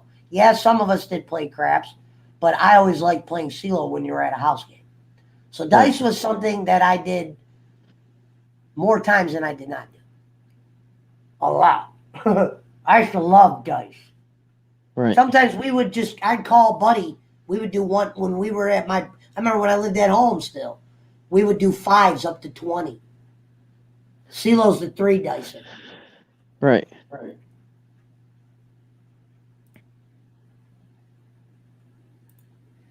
We used to post up at Headlands Beach by the break wall and smoke weed and jump off the lighthouse till the Coast Guard came. True story. Oh, shit. I was there, Nemo, the one day the cops came. I think Sarah was there. So the one time we bring up the cops, I remember that. Now, I was not jumping off that lighthouse because I don't trust that shit. These motherfuckers were doing a lighthouse jump where you got to clear rocks. Yeah. Fuck that. Wow. That's crazy. Oh, yeah, till the Coast Guard came. I think I was with them the one night. Headlands is a beach that's like 10 minutes from our parents' house where everybody would go for Cinco de Mayo. People hung out. Wow. Back when people used to hang out at beaches. I'm thinking that now. I'm like, damn, I used to hang out at beaches and shit.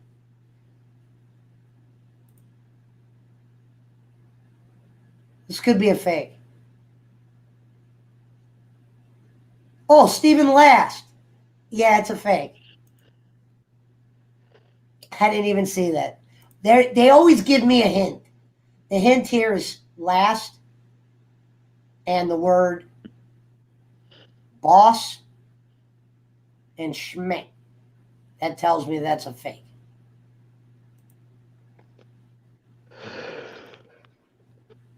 But yeah, we'll stay on until I'll end stream since I got my movie downloaded. I'll end at 12:45. If you have to leave Well- before then, John, then you're more welcome. Yeah, I'll let you know. What movie did you download? Well, it's kind of old, so I feel cheesy, but I was like, you know what? I've never seen this movie all the way through, Silence of the Lambs. Oh wow, yeah, that's a good I've movie. never fully. I know all the catchphrases. Right. But I'm like, you know what? I've never seen that movie where I'm like physically watched it all the way through. Right. What was the other one I just did? I wasn't fond of. Damn, I can't think of it. There's a show called Hi, I'm Dave. It's with the rapper. I'm trying to Why remember. can't I think of the rapper's name? Dave, Little Dicky. They call him Little Dicky. Oh yeah, that He does white a guy. show Yeah, called Hi, I'm Dave. yeah. It's Yeah, some yeah. funny shit. He's a funny guy. It shows a perspective of he's a white rapper and he has a white girlfriend, and it kind of shows what that's like, I guess. Right.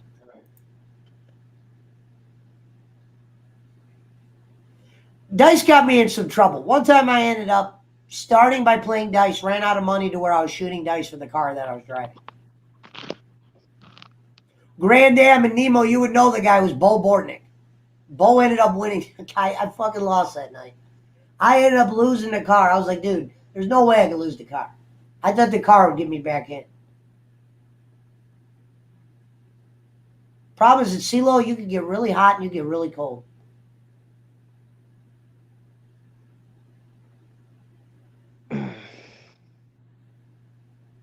He said Goodfellas.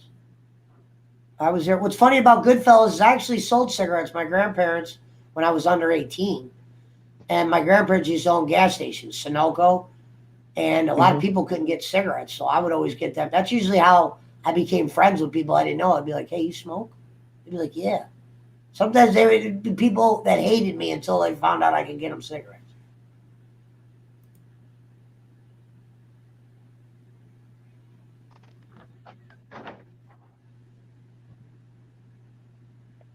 Wait, when we was in Thunderbird, you talking about Thunderbird the street or your car? Hey, want to become famous? Buy followers? What Sure, the if it doesn't fuck? get me banned. Somebody said that would. I was thinking about doing that once. Someone said it get you banned. Yeah, the Streamlabs just came up. Says please refrain from posting links. No, I was selling real cigarettes. That was the thing I did for years. It definitely led into weed sales, but because my grandma always knew I was going to start fucking with cigarettes. She'd always say, look, just take from this pile. Don't take from these ones because these are the ones we watched to make sure the cash register people weren't stealing them. Right. So when she found out I was smoking, it wasn't like I said, Grandma, I'm taking cigarettes. She knew she caught me smoking because I didn't realize how much a non-smoker will smell it. I never thought of that because I was like 10, 11. So I was smoking in the den. And she goes, smoking now? But all she does was, instead of flipping out, she goes, I knew you would. She goes, if you take cigarettes, take from this pile. Don't smoke in here. Smoke on the porch. And don't ever tell your mother. Oh, wow. So before you know it, I was coming to school with cartons. That's why I said Joe Pesci was an actor on a movie that sold cigarettes. I actually did it in real life.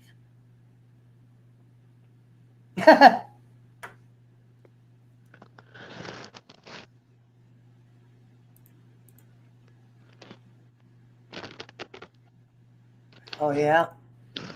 If you get banned, if they catch you using the apps. Yeah, he's right. Yeah, that's why it's not worth me to do that. Someone said there's one of them that's legal. Look, yeah, Bo, this is the guy, Bo, who I was talking about. Me and Bo were cool until Bo fell off the deep end because of pills and shit, to where he chews his nails. But this was one of the guys that brought me around was Bo.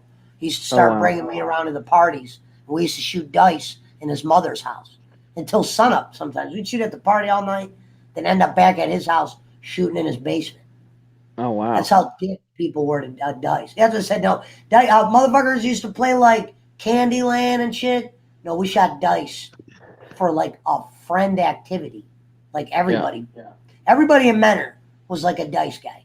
It's crazy. And we weren't even a ghetto city, but everybody loved CeeLo. We knew a lot of ghetto dudes. What's up, TJ?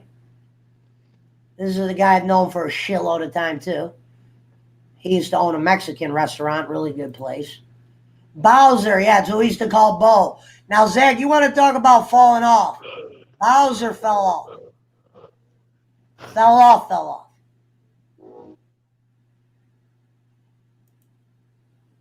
What up, TJ? Good to see you in here. Yeah, we're on a little late tonight. We're on YouTube, Twitch as well. If you're not following me on YouTube, it's Sir Joseph Pesci.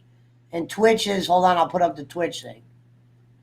We're staying on for about 15 more minutes. Later. Horrible, we just got to be sober, bro. That shit, yeah. No, that's what I said. I wouldn't make pills legal. I saw it affect a lot of people got fucking fucked up. A lot of people got clean. Thank God Zach was the guy that got clean on them. But a lot of chicks got fucked up on them to where they're just not who they really are. It changes them. I was always afraid of a drug that I was like, wait, so if you do this drug this many times, it comes to a point that if you're not doing it, you might die and shit. See, I didn't fuck around with those kind of causing seizures and all kinds of stuff. Yeah. But I don't talk shit about it because there was a fucking boatload. Yeah. Like I said, I knew more people that were fucked up on pills that weren't. I knew guys that lost wives. Oh, yeah, you lose everything. Like good wives, like dime piece wives. Yes. Like, damn, you lost her over pills. Yeah. It's not worth it. Not over she was fucking your brother. Like, this girl would have never fucked your brother. And he's right. Pain pills are legalized. She'd rather divorce you. Yeah.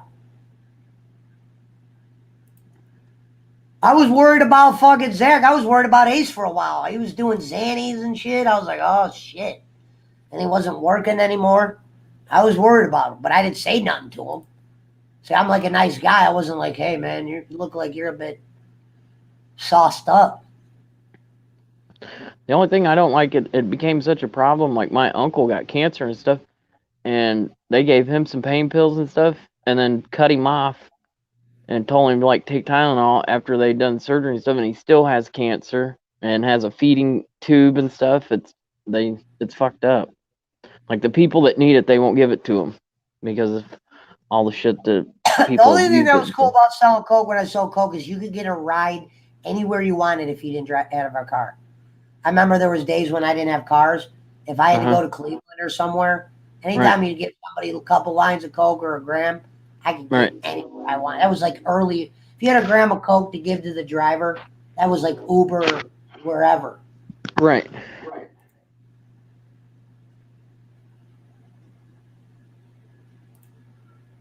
Yeah, friends stop coming around. Well, it's not just that. It's because people start acting weird. You see, like, dude, when I wish if Chris Murphy's still in here, he could tell you about how his sister got with a guy that was so fucked up on pills. We went over there for dinner once. I don't even do pills. He stole pills from his wife, and because we were over there one night, he blamed me. He goes, maybe it was him. And my buddy's like, dude, that guy doesn't even.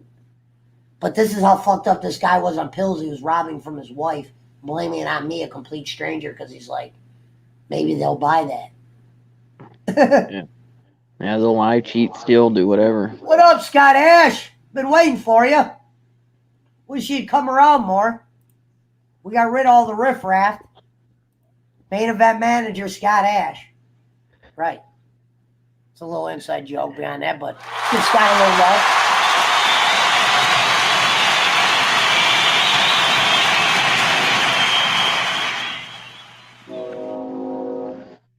Well, what's funny, Zach, was I was never even on drugs. I was so ashamed when I got out of prison. I go around my parents sometimes, but I still feel weird because none of them have ever Zach. been. I don't have anybody in my family that went through the same shit I went through. They all they did what they were supposed to do.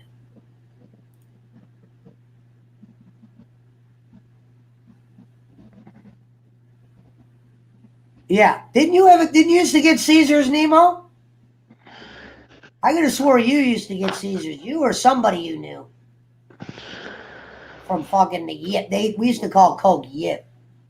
Yeah. Yeah, I used to me, this dude, Zach. I used to pretty much stay where Zach stayed. We used to stay in my buddy's basement. His mom was really cool. She had a nice ass house. She'd let us drink down there, party. Oh wow. We usually would him, we'd end up back there. He could bring random girls.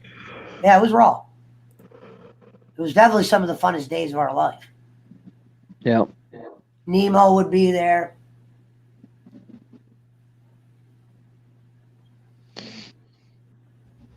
Well, the problem was Nemo sometimes had the Peruvian, but then a lot of the fucking funny bunny shit would start popping up. Nemo, what was the plug's name? Nemo had the wrong, what was it? That's not Eskimo Joe. The Pepper Tree dude. Why can't I think of his name? Mojo. Was it Mojo?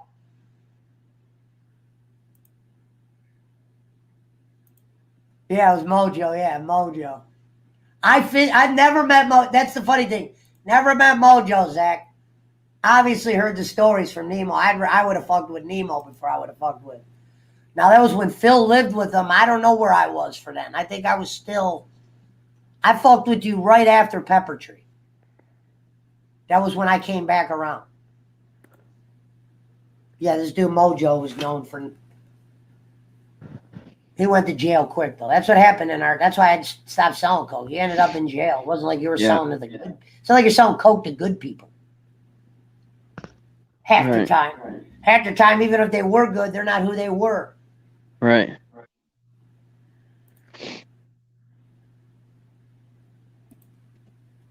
That's why I said I thank God. I was like, thank God it made me antisocial because that was what helped me get off of it. Wow. Because they were cutting it. It was obviously whatever was in the cut would react, but some people fucked up. So you were probably not as high as much as you should have been. Now there was guys that came around with the real shit, but not everybody could tell good coke from bad coke, especially when they would have cut that would numb your whole face. A cut that would do that to where you could be like, oh, I'll put it in my mouth, but yeah, that's gonna. Bryce could tell you about a cut that fucking. Yeah, I used to hate when we'd end up doing coke at Mark's. That's when I usually regretted the night. Yeah, because that usually meant you're gonna see a sun up, and all the next day you just wanted to sleep, but you feel like shit. That's what I said. COVID was nothing like a coke sickness. Coke, give me COVID over a coke come down any day of the week, Zach. Run it. Wow. Yeah.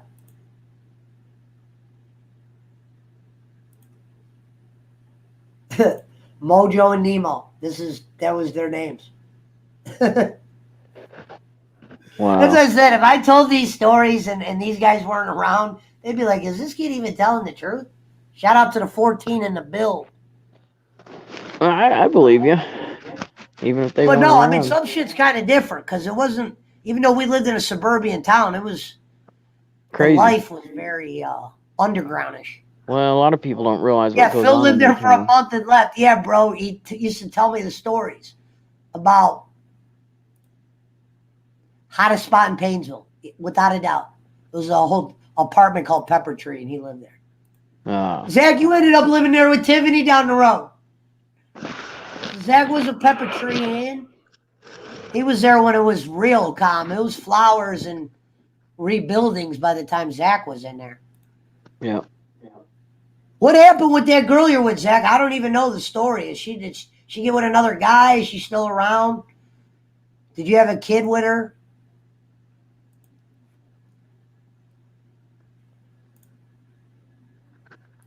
Right. Well, no, I knew this dude Dusty was talking about. We were friends with this dude. Drugs made him break into houses. The girl that you were with at Pepper Tree, the girl that used to be with Drohead's brother, whatever happened to her, and how many kids did you have with her? If you don't mind me asking. Because it felt like you guys were together forever. I didn't know what happened. I saw that story with you on the news. I won't say the story, but I thought you fucking went to like Tahiti or something. Oh shit. And I was telling people, I was standing up for you. I was like, he's really not a bad dude. He's kind of normal. He's just a little bit misjudged. Yeah, what happened to her? We got a 9-year-old together. Oh, so she's your best friend. Did she remarry or did she get sober?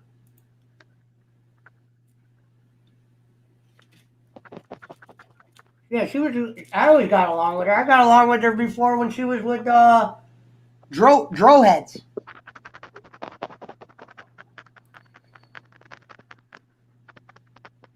Yeah, the story was kind of weird on Channel 5,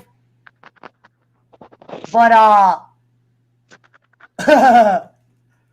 yeah, it happens. He got you on the wrong week, Zach. If he would have got you in your clean, this guy Zach. Let me tell you something cool about this guy Zach. This guy Zach can build a fucking house. I'm not even joking.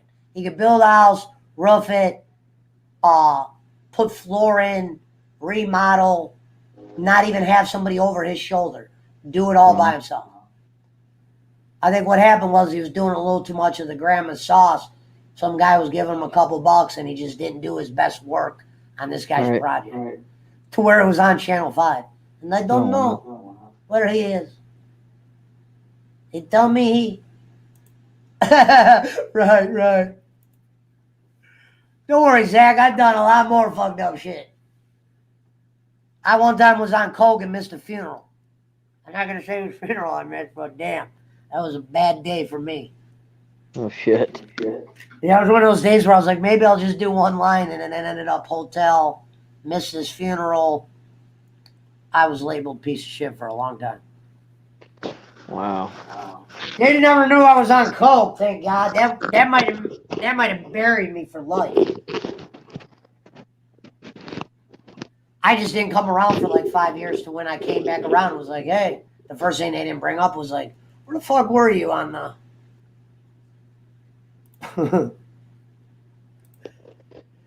We got rid of some of the mice. We took out a 5-pack. Found a 5-pack downstairs. I was like, Jesus Christ. That got me scared. We find 5 dead ones. I knew they were fucking. That's why you got to set up traps. Well, I started hating coke because it, like I said, some people made antisocial. It might have for a little bit, but then it started making my hand shake. And like I said, I think a lot of to do with it was the shit they were cutting it with.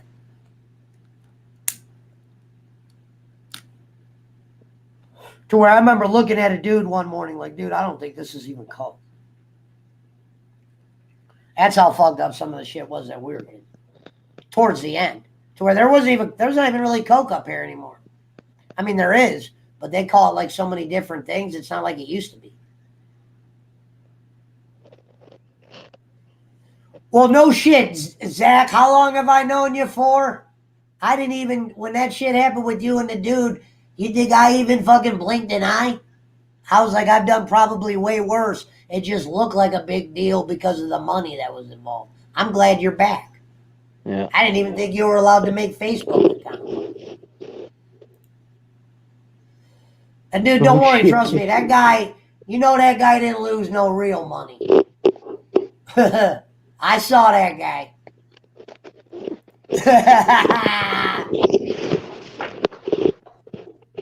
Yeah, remember, Zach, I'm not really living in fucking Beverly Hills down here. I'm living in a place not known for scholarships. Like I said, the person across the street died, and the girl was so high, she was trying to hide from the police. Oh shit. I told, yeah, you didn't hear me tell that one? No. The bitch pretended to come use my phone. What happened is, I put it all together at the end. You would think, yeah, boyfriend died, you're in shock. Well, what happened Did he is she knew the overdose? cops were coming. Huh? Did he overdose?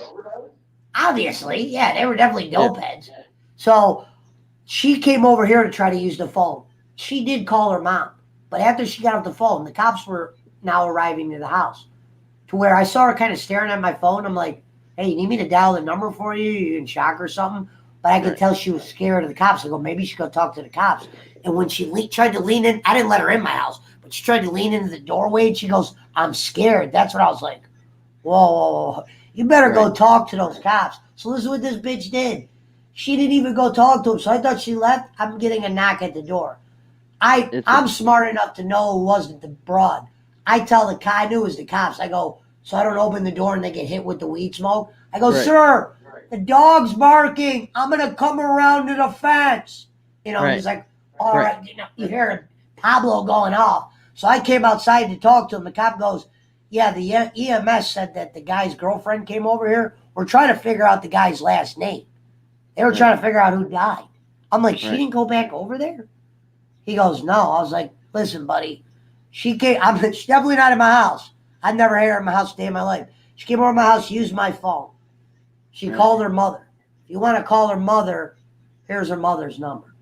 Right. Because I didn't want them thinking I got that bitch in my Right. basement because she skedaddled because obviously she was high as fuck. She even had the nerve to say to me, yeah, we both had our shots. Like I would have thought for 1 minute that Mike dropped dead of COVID. His name was Mike.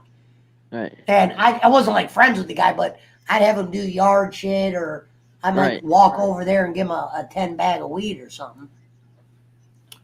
But yeah, the guy died. Cops came. Who knows if they found her or not? I don't know if they found her,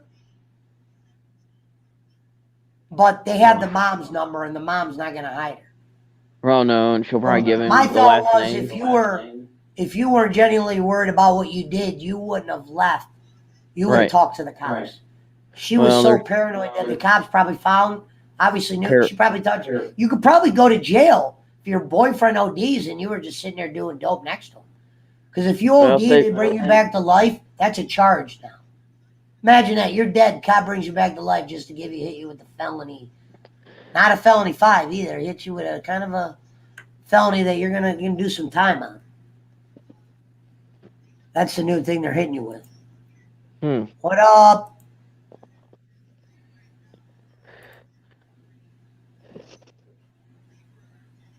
That trick was trying to set.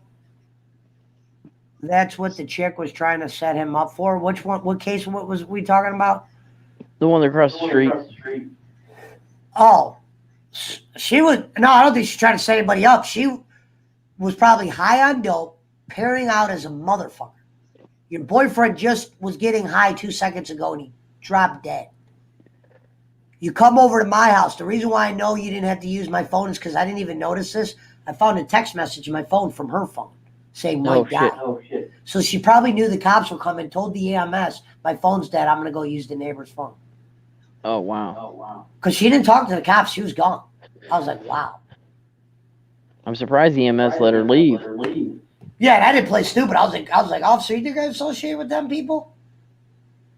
I was like, that bitch was always some ugly drug. They were always, the house across the street's not the story of my street. But this guy was left this house, and him and his girl are just like Bonnie and Clyde when it comes to doing dope.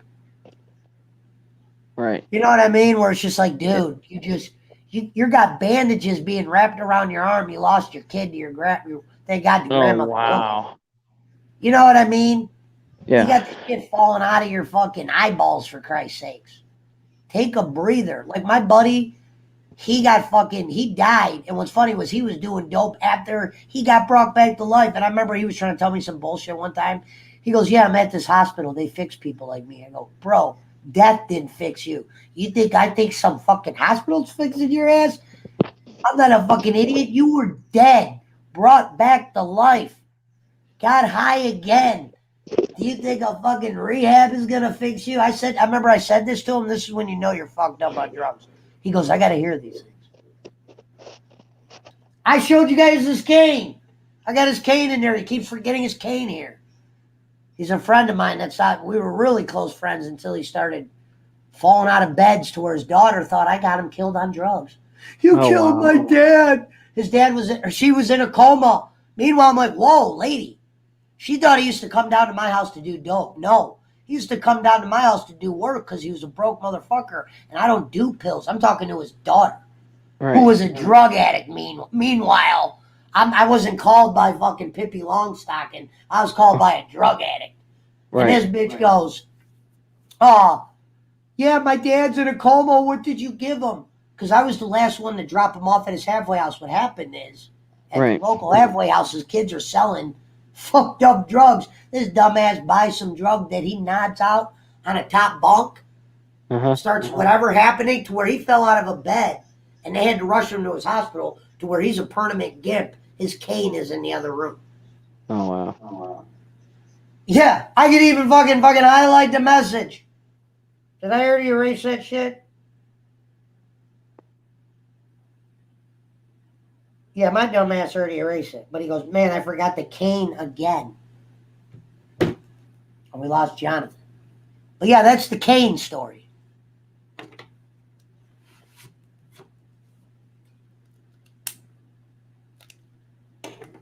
Now, there were some guys that were able to work good, that could actually work on drugs. That if you actually got them high, if they were doing, let's just say painting. If you got them high on pills or coke, they were actually 10 times a better worker to when they weren't high. It's kind of sick.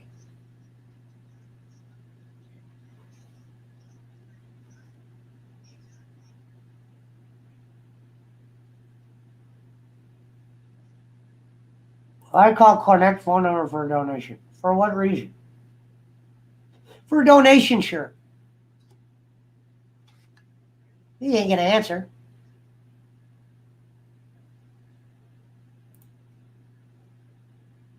What time we got? We got 12:51.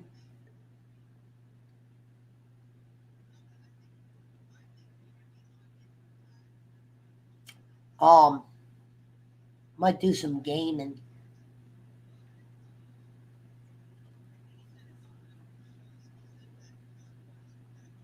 What?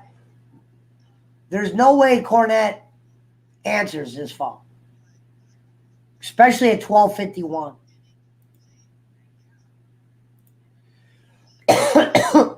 Jacob is live? I'll be over there in a minute. He should have told me. I was looking to get people on. I think Schmidt is banned from doing the show. That's not a confirm. But.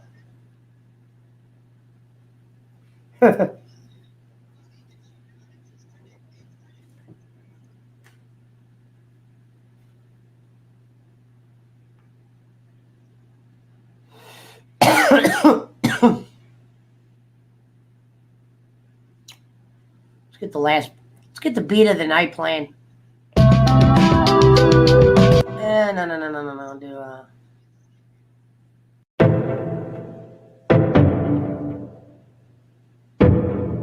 The final 8. Give a special shout out to all the guests we had tonight on the Pesci Power Hour. Theodore Roosevelt, Tamerline Grace, Herman the Great, Jonathan Clark, Steel Toad, Noose McGugan, Jeremiah was a bullfrog. Who else was here? I'm trying to blank. Who the fuck am I missing? Oh, we'll end with closing time tonight. Who the fuck was my other guest? Jonathan and Herman, and there was one other. Why am I trying to play? Now that's a weed moment. Who was on my show? Oh, Boston. My bad. Well, yeah, I beat you.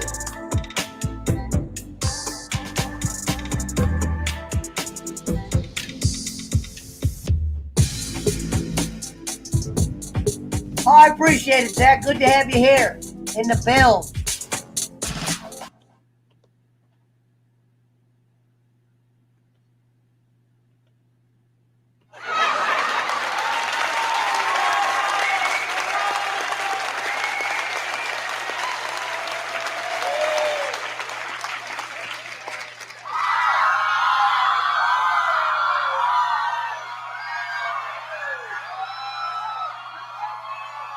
tomorrow we will be going live. We're doing me and a guy, Salty Bacon, are doing a PlayStation show. We're going to talk about the original PlayStation games that came out and shit like that. He's got some history things, so I don't know what time, but I'll let you know when I go live, Zach. Sounds like B-dubs on Sunday. You guys go to the B-dubs down here? Sure. I don't do that Lake County shit no more. Because down here, you get at least smoke. I know you guys might not smoke like I do. But if I'm going out in public and I'm going to drink at B-dubs, I got to at least have some weed, a joint rolled up.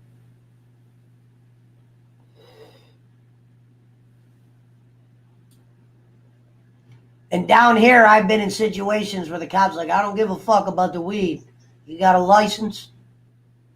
Yeah, hell yeah.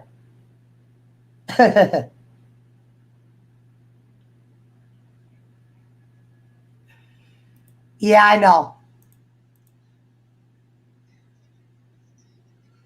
Well, you don't want to end up like Gary. Look, Gary never smokes weed. He hit the weed once when he was drinking. He ended up blacked out. He was moving around 5 minutes before that. He said long-term memory loss. Sometimes my memory's good, though, believe it or not. That's a shaky thing with me.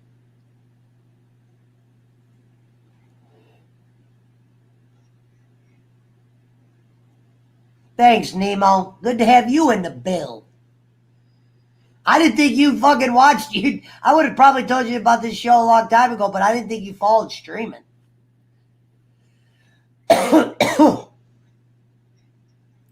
What about his father-in-law on the couch? Yeah. Exactly. His father-in-law was less fucked up. We at least got some shit out of him. He was just more like ready to pass out. Nemo, what game do you play? If you play fucking GTA, we might be able to do a GTA stream. That's how you meet a lot of these other streamers. You get on these servers. Like I'm live on Twitch, but most of my followers are on YouTube for some reason.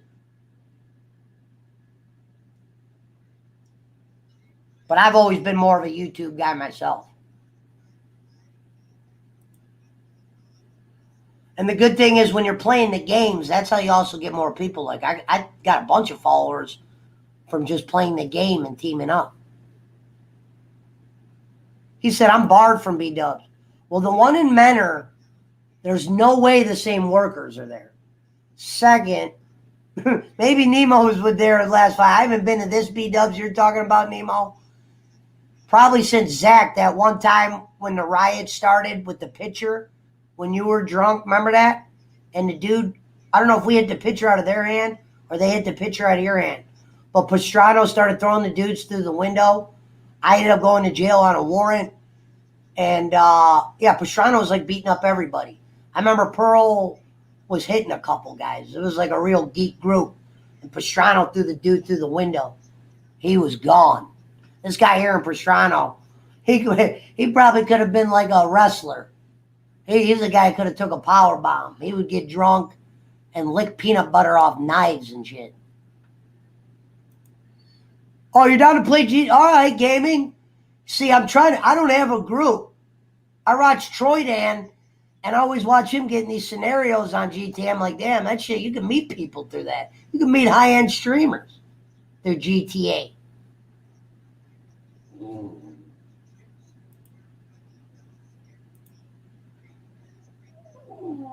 Loud, not long. Yeah, rest in peace, Jimmy Music. Like I said, I think the last time I saw Jimmy Music was that riot at the stadium. That was technically started because of me, because I broke that girl's window, but Pearl paid her, and then they kept talking shit, but Jimmy definitely did the first. Jimmy Music. And I remember we came out of that unscathed. Ended up going to that club that used to be on, you know what I'm talking about, used to be on Menor Avenue. We went from the stadium to that club that had like a 3-year run where they wouldn't let people drink. That's probably why it didn't have a run. Unless you were, our age, but we were always with younger chicks. You might have been there, Zach. I don't want to say you weren't there. You might have eventually been there, or we eventually saw you that night because we were with Music and he was in town. And then he died after that. But it was me, Mark. I was driving. Was I driving? No, Mark was driving. Yeah, I wasn't driving then. I forgot about that. I might have been designated. I think Mark might have had me drive. But what happened was Jimmy Music, dude, Pastrana was there for that fight. You got to love Pastrana. He's usually not the one that starts them, but he's usually finishing people off. And I believe it was him. I think Mike got a couple in. I don't think Mark had to throw one. Mark and Mike might have threw one apiece, jumped in the car. We were out. Yeah, you were there. It was at the stadium. I mean, we had that place packed. That's what I said. Shit's not even like that anymore. Think about how many people were in there. That girl, her brother used to tag along. You know what I'm talking about. Used to fuck around with her. She liked Jamie. Yeah, I was driving Marky's car, exactly. I think it was the Buick. Because I wasn't too gone. And I wasn't the one that, what happened was these guys started with me. And Pearl actually paid off the windshield. I actually broke this girl's window. But then they started making comments about the hats and shit. And Jimmy Music just went boom. Pictures were everywhere. And before you know it, like I said, it was a night. We got out of there before the cops came, though. I remember we were going over the hill. The cops were coming in this way from Deekers.